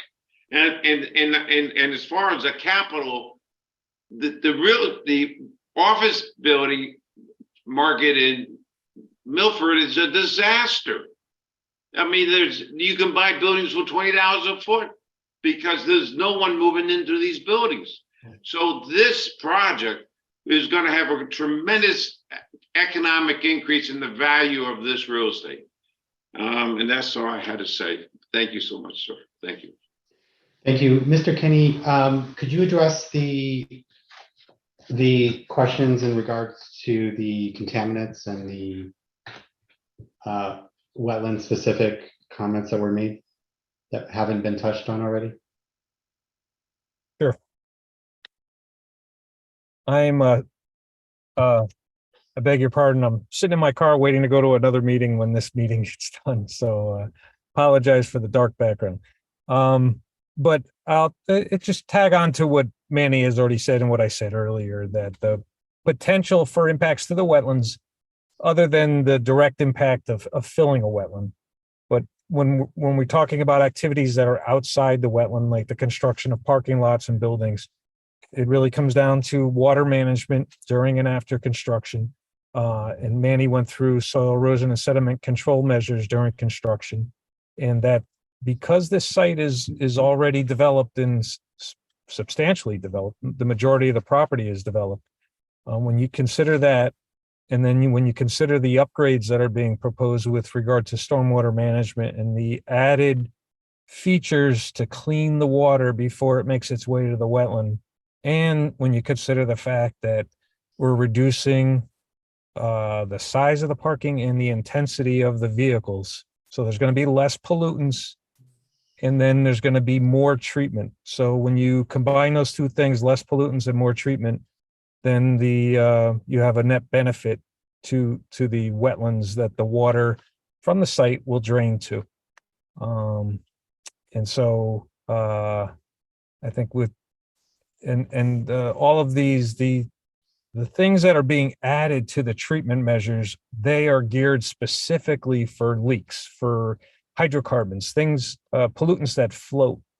The things that Manny discussed, like the hooded outlets that are in the catch basins, these are, instead of just having a pipe that extends from the catch basin that collects the water from the parking lot, if you just had an exposed pipe, anything floating in that water goes right out the pipe.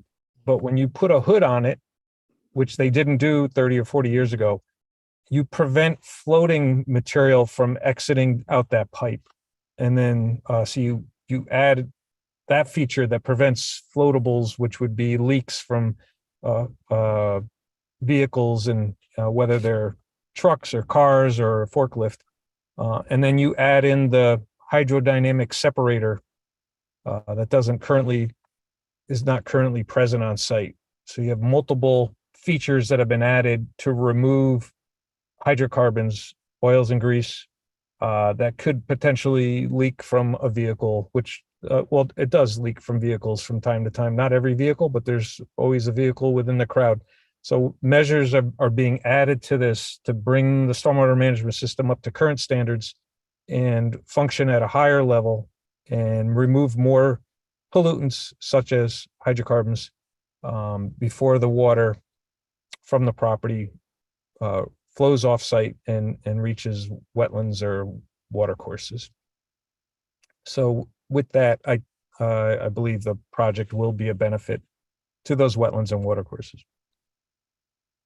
Mr. Silva, just coming back to the matter of the mitigation and the protections around the truck traffic in and around where they park. I believe in your first testimony to us prior to tonight, in the first initial presentation, you talked about the design features for potentially catching any spillage, any accidental spillage of fuel or oils or what have you. Can you just take a moment to elaborate on that for the record? Sure. Manny Silva again, Rose Tizo. So as the chairman stated, we have the parking areas here where the trucks will be, parked against the bays. What we have is a trench drain that runs along the length of that. So anything that would leak from these trucks would actually come into this trench drain. And then we have, a manhole here that then goes to a hydrodynamic separator here. And that hydrodynamic separator or Wally quality unit will separate the oil and any kind of suspended solid debris that comes into this trench drain and collect it here at this point, and not let it pass into the gallery system, which then is here underneath the driveway. And this is around 600 lineal feet of open 4 foot by 4 foot gallery that's under here. So it's a 4 foot by 4 foot concrete tank with an open bottom. So all the oils and any kind of hydrocarbons that comes off of the trucks in this area will get collected at this point here. And then here we have our maintenance schedule that every 6 months those sumps will get vacuumed and oils will be removed from this collection point here, so that from this point on in this gallery system and through the control structure and out into the wetlands, there's no possibility for hydrocarbons to pass this point right here. That, and along with any kind of machinery that's in the building, also would require an oil water separator within the building. We have layers of protection prior to coming out to the wetland, from oil water separator in the building, a soil concentrator here prior to the galleries. Then you have the gallery system itself, which infiltrates water through the ground. And then from there, it would have to go through that treatment train prior to being discharged into the wetland. So with these best management practices, we're pretty confident that the water quality at this discharge point will be the best it can be for the for this development, and much better than the existing condition. Thank you, Mr. Silva. And to the best of your knowledge, did our city engineer comment on this aspect at all? Yes, he did. He did have a comment on the water quality units. He wanted them prior to the located prior to the infiltration galleries, where we had them post the galleries. And he and we accommodated that by putting them, three units prior to the galleries here. And then we added another unit. Actually, the unit was there already prior to the stormwater pond back here. So like I said, I think the town engineer will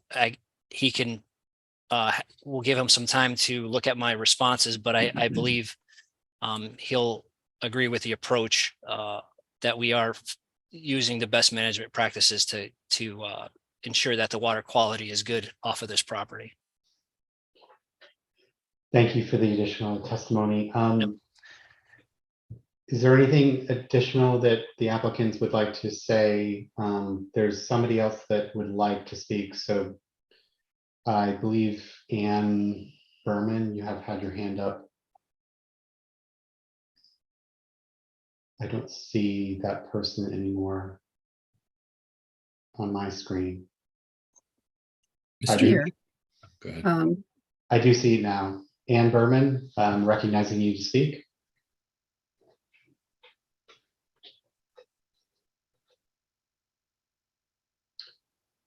If you're on mute, you've got to take yourself off mute. I can't tell. Anne is not muted. Anne, Do you want to speak or test? Oh, you just muted yourself. Hold on. Let me unmute you. Or asked to unmute you.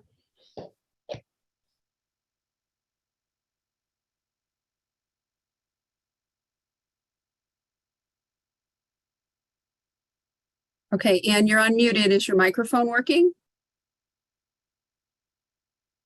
Oh, now you're muted.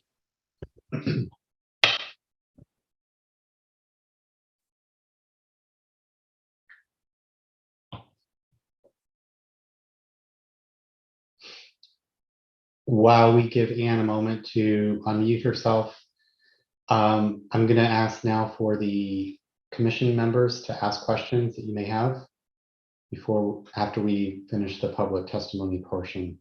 Mr. Chairman, Catherine has a question. Go ahead, Catherine. Unmute yourself.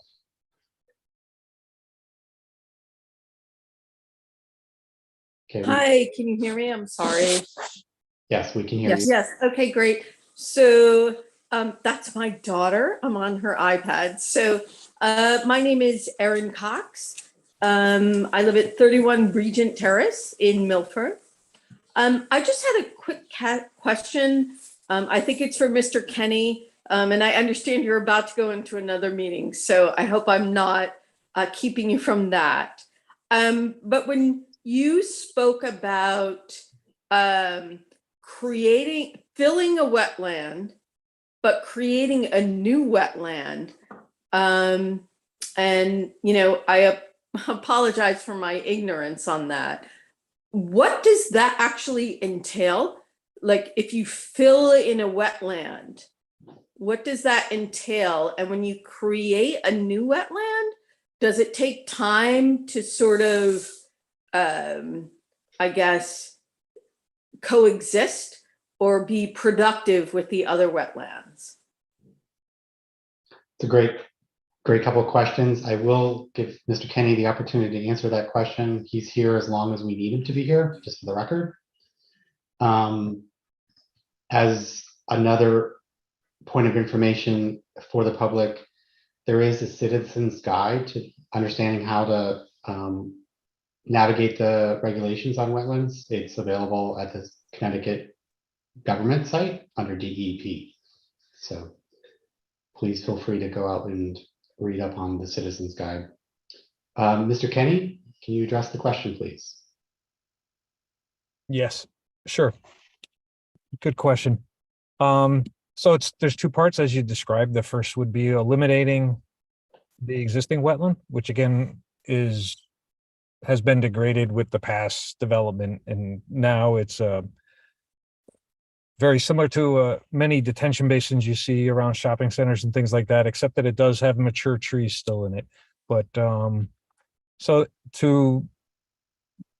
the method to eliminate that would simply be to fill it up with soil. But the one major difference with this is that it wouldn't be completely filled up. There were, as discussed earlier, there would be infiltration chambers that would be placed in that wetland that would create large airspace, storage volume below ground to allow for the function of that wetland to continue. So when we talk about replacing a wetland, we're really looking at how are we replacing the functions of the wetland, because the wetlands are protected because they provide functions that society finds valuable, and one of those is flood control. So we would replace that function immediately with the subsurface chambers that would be placed under that area where the soil would be placed. So that function gets replaced immediately. And then we would go across the driveway immediately to the north. And what makes a wetland a good functioning wetland is it has to be wet. And so you need to either direct surface water to it or intercept groundwater. And on a property like the ponds and the subway property, the soils and the underlying deposits are sand and gravel. And the best way to make a wetland in an area like this is to lower the ground surface till you get to the water table. And that's why the wetlands are in lower areas on this property. And we have an existing wetland already that exists there. So we know that that wetland that's north of the driveway that hasn't been impacted, that the water table is where that wetland is. So we're going to take the land immediately adjacent and lower it down to that level of the existing wetland to ensure that the new wetland that we create is wet and that it functions as a wetland. So we'll do that. We'll slightly over excavate so that we bring in topsoil that is the same as the soil that's immediately adjacent. And then we will plant with an abundance of trees and meadow vegetation. Certainly this wetland there's not going to be mature trees immediately. However, we will establish a meadow wetland, and that will have a wide diversity of herbaceous grasses and native wildflowers that grow in wetland areas. And then we'll plant an abundance of trees there. In the beginning, the trees will be very small. So initially you'll have a meadow wetland that provides many good benefits for pollinators and birds and reptiles and amphibians.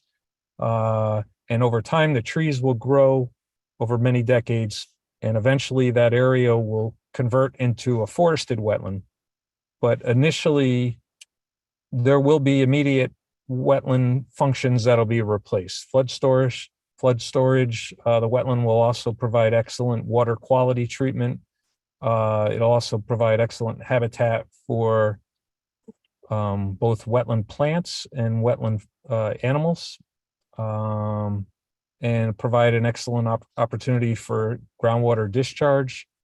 And so other than some of the vegetation, it won't have the mature trees of the area that we will be impacting, but it will be a high functioning wetland and just a different type of wetland, and we'll be replacing the functions.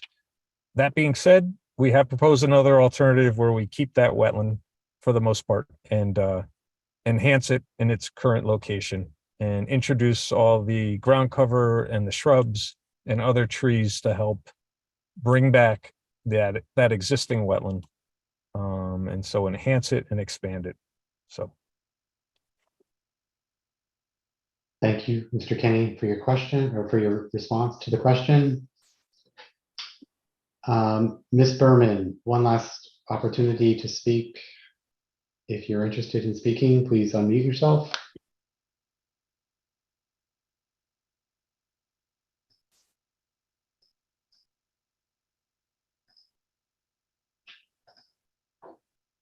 Okay, I don't see that request anymore on my screen. We do have Mary Rose, am I missing anything? Because I don't. No, Ms. Berman's taken her hand down. Okay. Oh, no, it's back up. Anne, are you able to unmute yourself?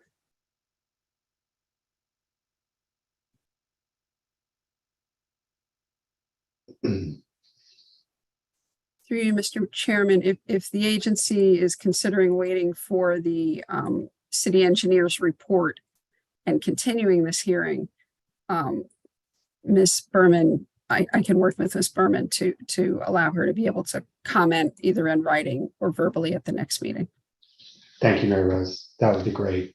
We want to hear everyone's voice. And I know you mentioned she had contacted your office earlier. So with that said, I'd like to open it up for the commissioners to ask questions of the applicant. Hearing some new information this evening, we did hear the initial proposal. I'm sure you have questions that may have been asked or additional questions that you may want to ask. Do we comment on which proposal we like best at this point, or leave it alone? So I would suggest, Mr. Connors, that we ask all the pertinent questions and ask questions around which options, just to make sure we understand the impacts of each option. So I would like to direct any of those kind of questions first and entertain those questions. I think Ms. Tryon, you are ready to ask a question, and then Mr. Connors, and then Ms. Valvo. Yes, I actually. Okay, sorry, I didn't think you unmuted yourself, but I go ahead. Sorry. Thank you. So yes, I actually have two questions. I think one of the things that's bothering a lot of people is the subway project. The subway as it exists now is kind of a campus-like environment, being replaced by something that looks very industrial. And in fact, it's going to have 1.6 acres more of impervious soil than the current campus. But Mr. Silva very kindly pointed out all of the many water features that are going to be in there, water purifying features that are going to be in there. And so my first question for Mr. Silva is things like he mentioned, the vortex drains and the hydrodynamic separators and the water galleries. Are all of those gravity driven?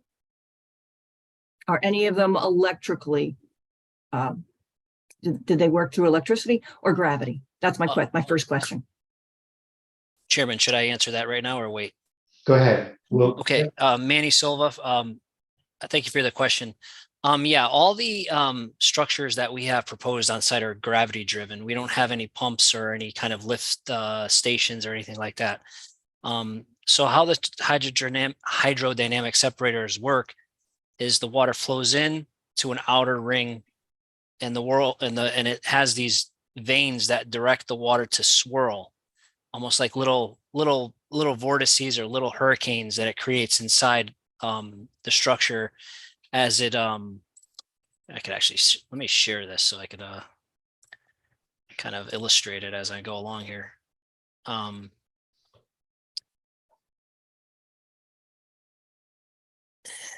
Let's go to number 5, I think, or 6.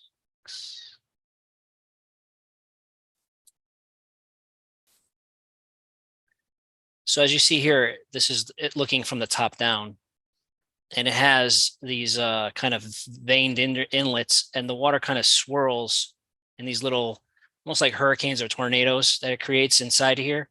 And what that does is it causes the water to slow down, and then any suspended solids then drop down to the bottom.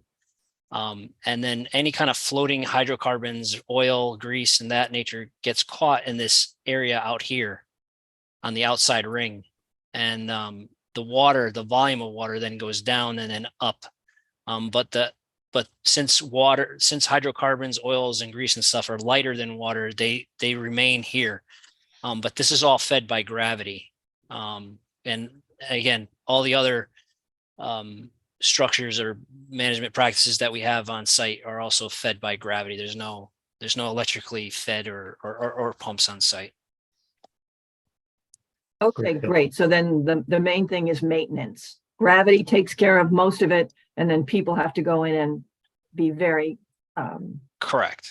Yeah. So we'll have I'll have an operations and maintenance manual that's going to mimic what's on the plan on SP2, and that will have to we'll have a copy filed with the town or at the city, and then we'll have one on site for their property manager to have, and they'll have to log when they do the maintenance on the units. And then we recommend, every 6 months in our maintenance manual.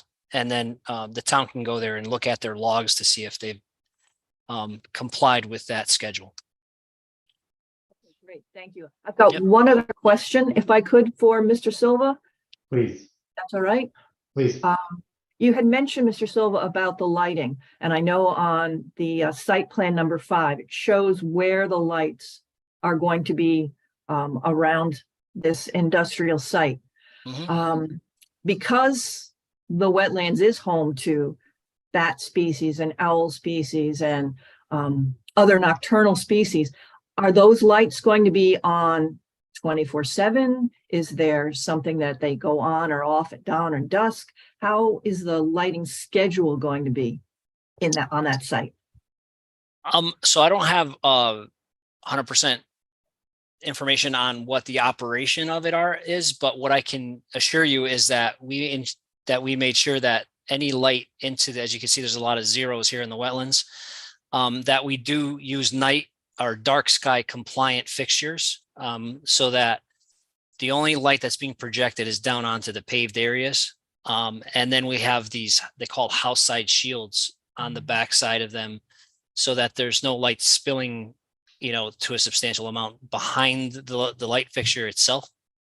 So as you can see here towards the wetlands, you see a lot of spot zeros. So depending on what their operation is, I can't speak to the timing of the lights being on or off. I'm sure they could program them if you'd like to be off, but I don't know if they need some lights on for security, like around the building and things of that nature. But what I could assure you of is that the light fixtures will be dark sky compliant, and they're designed to not have any substantial light coming being projected away from the paved areas where they're intended to be. Great, thank you very much. Yep. Mr. Silva, if I could appreciate your answer in respect to the design, but could you guys take an action to get back to us on the indicative schedule that the applicant would envision around, you know, to be more direct to the question? Okay, yeah, You on don't the have to answer timing. it now, don't speculate, just Yep. take the action to get back to us, please. Very good, I can. Thank I can you. do that. Yep. Mr. Connors? Oh, I don't have any particular questions. It's a well-done plan. I just, you know, I have my own ideas on which is the better plan, so we'll wait later on that. We will discuss that. Mr. Matthew Connors, your question, your hand is raised. Through you, Mr. Chair. I have one question for Mr. Silva and then one question for Mr. Kenny.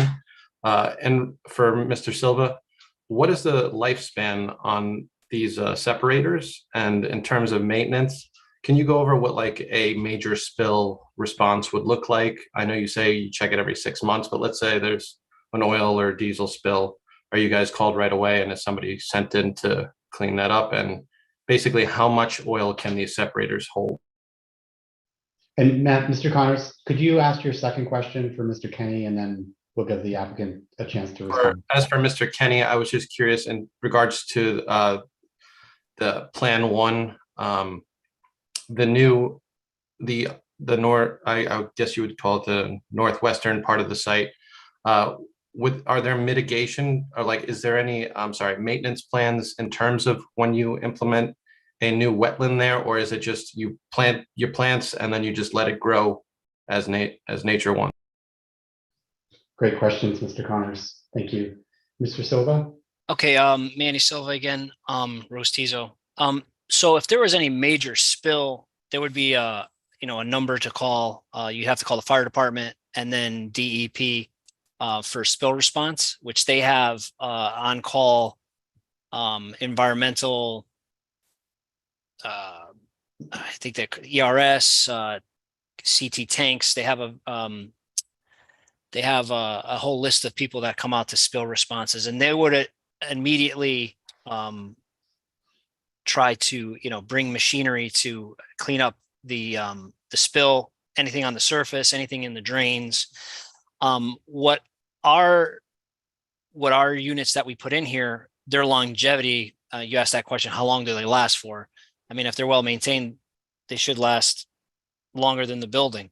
But there's no like filters or anything that would degrade or any kind of cartridges or anything like that. They're designed to have an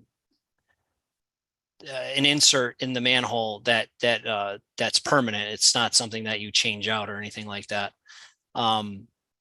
As far as the capacity, the oil water separators that they'll have for the floor drains inside the building should be about 1,000 gallons each. I envision this building would have about 4 of them. So that's about 4,000 gallons total of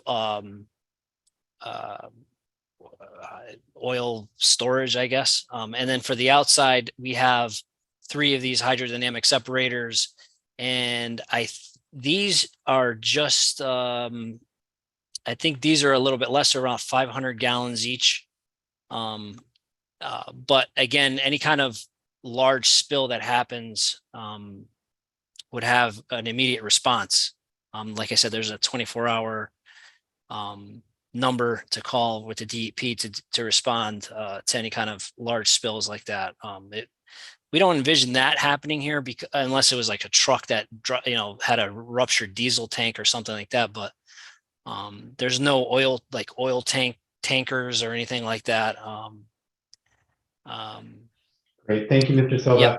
Yep, I'm no just problem. gonna encourage everyone to be a little bit more succinct on the responses. We technically cannot go past 11:30, just Okay. for the record. For you, Mr. Chairman, we technically cannot go past 11. Okay, you said 11:30 earlier today. I thought you said, but okay, Sorry about that.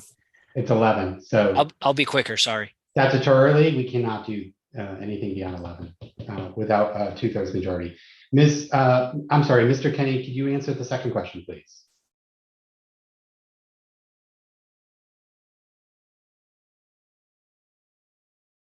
We lost him. We might have lost Bill. I'm here, sorry. Oh, yep. Had it. I just pulled up on my screen the mitigation drawing that we prepared for the initial proposed plan where we would create wetlands on site. And the first sheet has the plan view, it has a plant list, has a section of the project. But on the second sheet has extensive notes that get into how the wetland gets constructed, the different soil types, the different habitat features, vegetation. And at the end of that list, there's specifications regarding maintenance. And in addition to maintenance for a minimum of 3 years, there would also be monitoring where the area gets monitored twice a year and reports get submitted to your agency. And certainly if your standard is for more years, say 5 years or something like that, I'm sure that's not an issue. But that's definitely critical to do maintenance and very helpful to do the monitoring. And the specifications call that someone with my qualifications, doesn't have to be me, but that they be involved with the project during construction and conduct the monitoring after the construction, the monitoring and the reporting. Thank you, Mr. Kenny. And I would just say as a veteran agency member, I'm sure there's others on the agency that would agree. Something you mentioned in your testimony earlier, that if we were to move with that option, you mentioned that creating that wetland next to a wetland allows it for great success, I believe you said. Yes. The history that we have is that creating new wetlands is difficult. It's not a walk in the park. That's why there's a 5-year bond history, right? So, sure. Yeah, I think I just wanted to acknowledge that point, and I'm going to move to Commissioner Valvo. Hi, thank you. Julie Valvo. My question is also for Mr. Kenny, and it involves proposal number 3. One of the things that wasn't clear to me in looking at the site plan is in regards to the upland forest. I know that in proposal 1, that upland forest is transferred into wetlands, but in proposal 3, there's a proposed parking lot going on the other side of the wetlands where I believe the upland forest is. Can you tell me how much impact that parking lot will have on the trees in the upland forest that's currently there? Yes, where I'm not sure if I could possibly share my screen. I want to see. That's a great question, by the way. I had the same question. Thank you. This is a Google Street View of that area. And actually the forest is cut back a fair distance off the street, off Subway. This is the entrance drive. The existing wetland that's degraded is on the right. And then that upland forest is here just beyond the Subway sign. But the first 30 to 40 feet, maybe 50 feet is actually not forested. And so a good portion of the parking lot will be in that area, but the remainder of the parking lot where there is forest, every tree will be removed from that area. It's not in a wetland, but it is an upland area where trees and forest cover will be removed. Any thoughts on how many trees would have to be removed in that space? I do not. We could get you an estimate of that by the next meeting for sure. Thank you. And adding on, Could you qualify what the potential impact to the adjacent wetlands would be, if any? Yes, the primary, because you're not in the wetland, primarily gets back again to water management. Obviously, when water falls on a forest, it's going through nature's best cleanser and slowing the water, cleaning the water before it then makes its way into the soil and into the wetlands or streams downstream. And then with the stormwater system that's proposed, that system is designed to replicate that, to collect the water, slow it down, clean the water, and slowly release it, as Mr. Silva has described earlier. So with that, and that's all done in accordance with the city standards and the state standards for stormwater management. So with that proposal, then it's my professional opinion that with meeting those standards, that the wetlands would be protected and would not be impacted from that work in the upland area.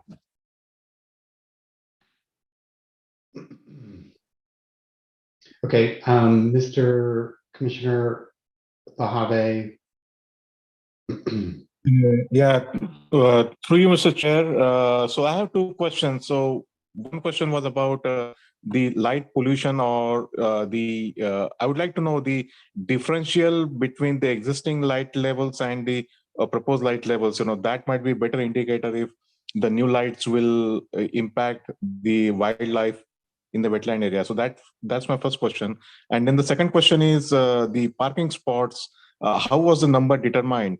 Because I heard one of them can say that even if there are 75 spots, actually only fewer cars are going to be using it. So my question is, if we don't anticipate need of additional parking, why bother and impact the wetlands? Thank you for those two questions, Rajit. Great questions. And to the applicant team, if you don't know the answers to the questions, please just take the action back. Yep, Manny Silva from Rostizo. I'll answer the question about the lighting. Currently the site has sodium, like these round sodium halide. Hold on a second. I want to share this as I'm looking at it.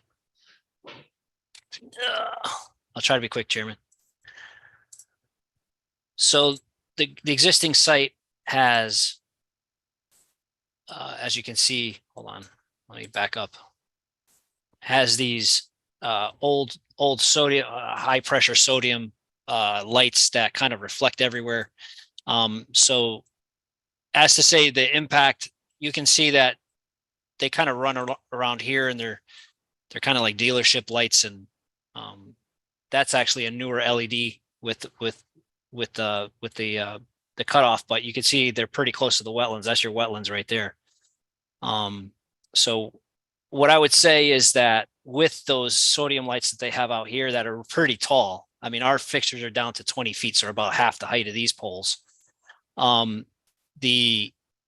The propagation of light into the wetlands on the existing condition is, their impact is much higher than ours today, because we're using newer fixtures kind of similar to what you see here, which is an LED kind of blade, and then they have like ours will have a little shield right here on the inside, so that any light, no, there won't be any light propagating backwards. It's only going to be shining on the pavement areas itself. And even this light is a little taller than the ones that we're proposing.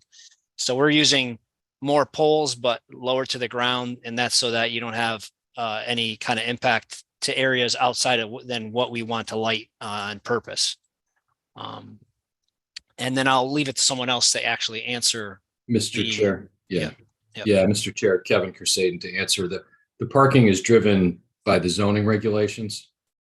So, if there's a recommendation, if the board or this agency does see fit to approve one of these plans, if there's a recommendation that the parking be reduced, if possible, I don't think that we would have any concern with that, but we're trying to meet that regulation as part of this application. Thank you, Mr. Crusaden. In that, just to add on to that question from Commissioner Rajit, is that the reason for this sort of secondary parking lot in sort of near the north, I guess, west part of the proposed, I guess, the third proposal? Yeah, Mr. Chair, I guess I don't know if that is specifically related to that area, but the total number of spaces is a function of the zoning regulations, and so that is based on the square footage of the building and the use. Okay. Now, there's been talks over the years. I'll be very brief about reducing, that things are over parked, and that the parking requirements are not as high as required on the actual needs. And sometimes the Planning and Zoning Board can make a finding of parking adequacy or, the type of use, or if there are, for example, if there was multiple hours or multiple shifts on site, they could, maybe not need as much parking. But yeah, that's something that we would have to take up with Planning and Zoning. Understood. Thank you for that. Any other questions from the commissioners? Mr. Munson. Thank you, Mr. Chairman. Mr. Crusaden, attorney, used a term that I just wanted to sort of make sure I got something in my head here. You said the mandatory requirement of space. I interpret that to mean that in order to proceed with a project of this size, the end user, the auto parts company, needs a facility this large. Is that correct? That is exactly correct. Yes, sir. Okay.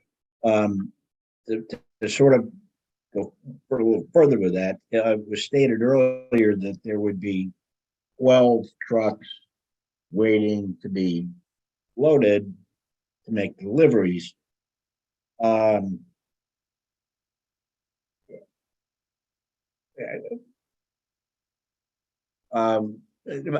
My idea is you've got 20 bays, you got 12 trucks waiting to be delivered. I assume that the company is thinking of this as a very long-term project. This company has been in a growth mode, as I understand it, and that this is, they're going with something this large because they're anticipating growth. Is that sort of?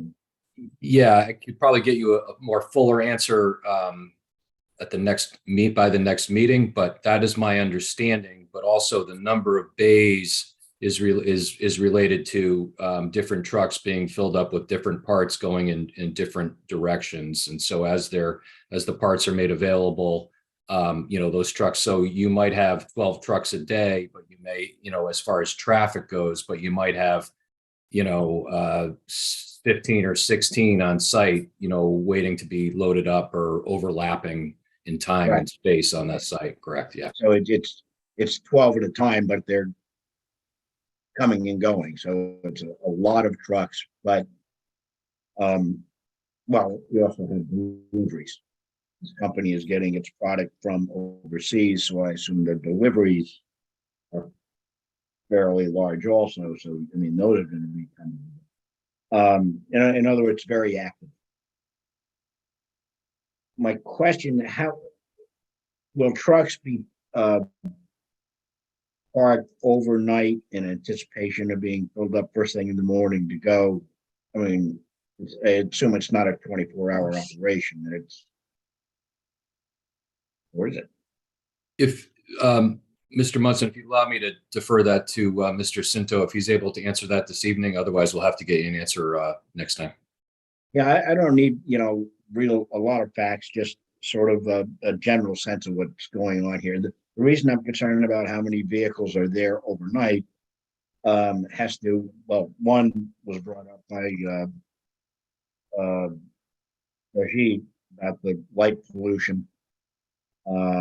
Because obviously, if you're going to have that many trucks sitting there, you're going to need security, very good security, and that's more than just lights. That people possibly closed circuit, whatever. I could No, comment. it all. Mr. Cinto, can you address the question? Yes, sir. Thank you. Sir, those trucks will be sitting there until they can get enough merchandise to justify the movement to Maine or Massachusetts or New Hampshire. In other words, you know, they load them up until they have enough product to justify the move. So that's why we have a lot of docks, but we don't have a lot of traffic. Yeah, there's one shift, and they only move once they're full.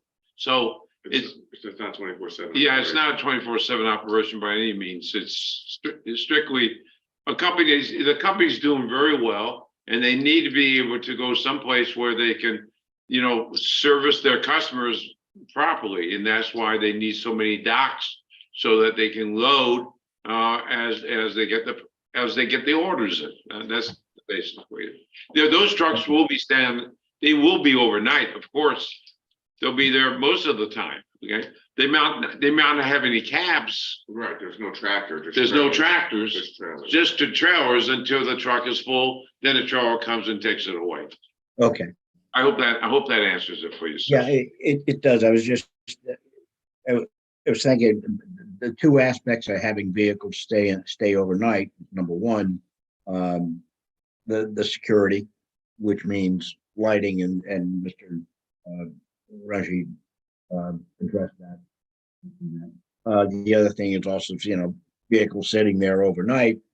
You're gonna, a lot of times that's when things, you know, oil, fluids, you know, leak out, and that's fine.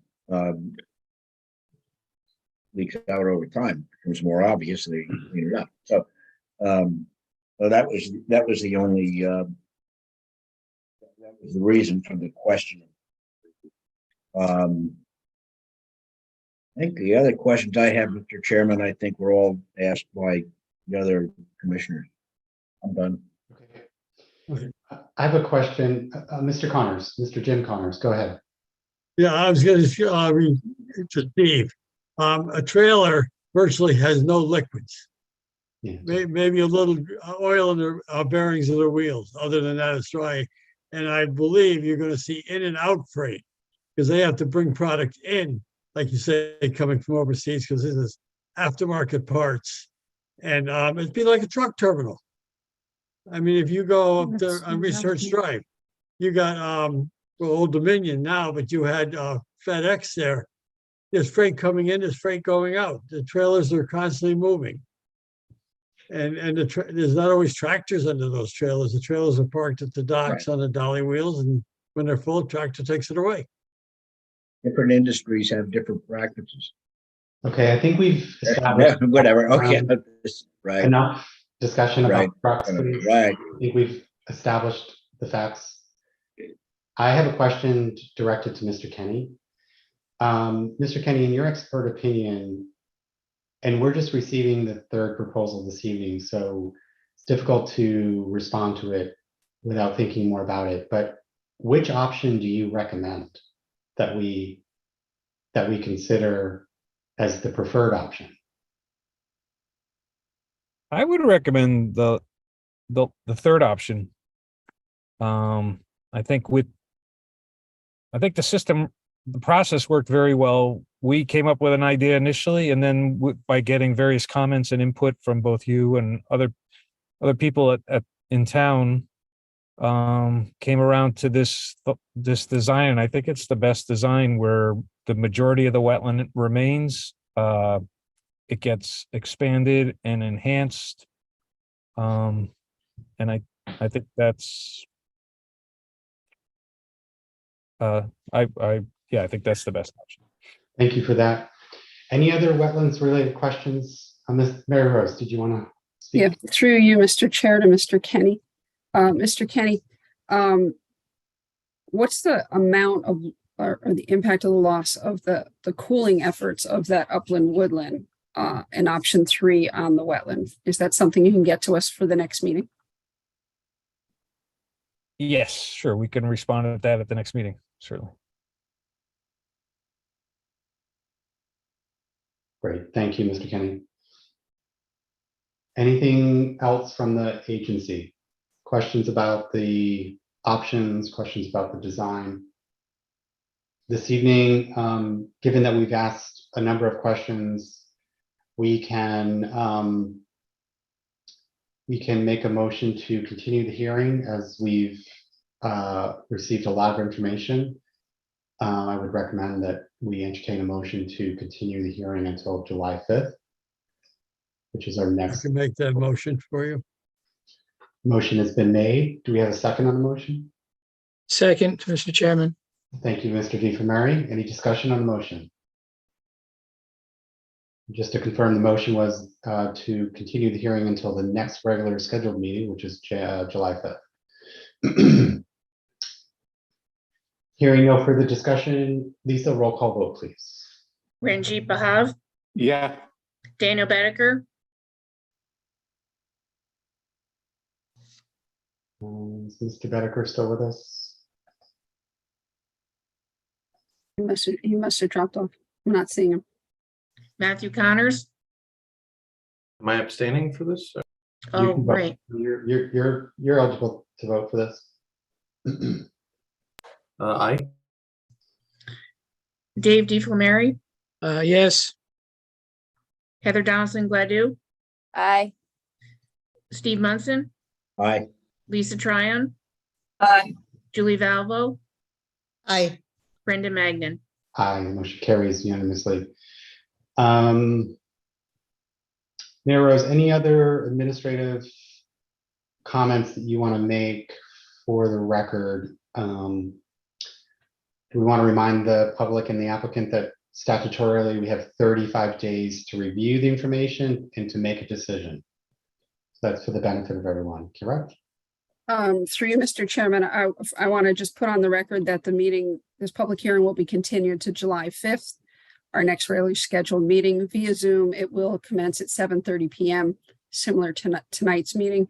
I'd like to also inform the public and remind the commissioners that the commission sits as a jury on an application. They can't take individual input from outsiders. We highly encourage you to come to a meeting like this or to submit information. You can submit it to Taft or myself. You can by email, you can bring it into the office. But talking to a commissioner outside of the meeting is considered ex parte communication, and that commissioner may not be able to vote on the application if you do such a thing. It's better for all of us to hear your concerns in an open forum so that we can have those addressed for you and get the answer so the commission and everyone can hear it. Those were my add-ons, Mr. Chairman. Thank you very much. I just want to add one request. I think I've already made this request of Mr. Kenny, but as part of your response in regards to which option you would recommend, if you can just make it clear in your summary what the second most favorable option you would suggest and the reasons why.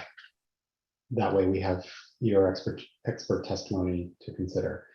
And I would also encourage everyone to review the documents that have been posted today, since we received a lot of new information. They're available. And should anyone have any additional questions, as Mary Rose just said, please direct your questions to Mary Rose so that we are treating this with the utmost diligence, as we always do. With that said, I believe we can now move to the regular agenda. Yep. And anyone could stay if you'd like to hear the regular agenda portion of this meeting, but don't feel obligated to stay either. And just in closing, thank you very much for your participation to the public and to the applicants. Appreciate it. Okay, moving on to item D. I'm going to assume there's no public comments on topics not otherwise on the agenda. And let's move on to consideration of the minutes from the June 7th meeting. Do we have a motion to accept those minutes as presented? Make the motion. Mr. Connors has made the motion. We have a second. Second, Mr. Chairman. Thank you, Mr. DiFameri. Any discussion on the motion? Lisa, roll call vote. Ranjit Bahav, Yeah, I would like to abstain because I was not there.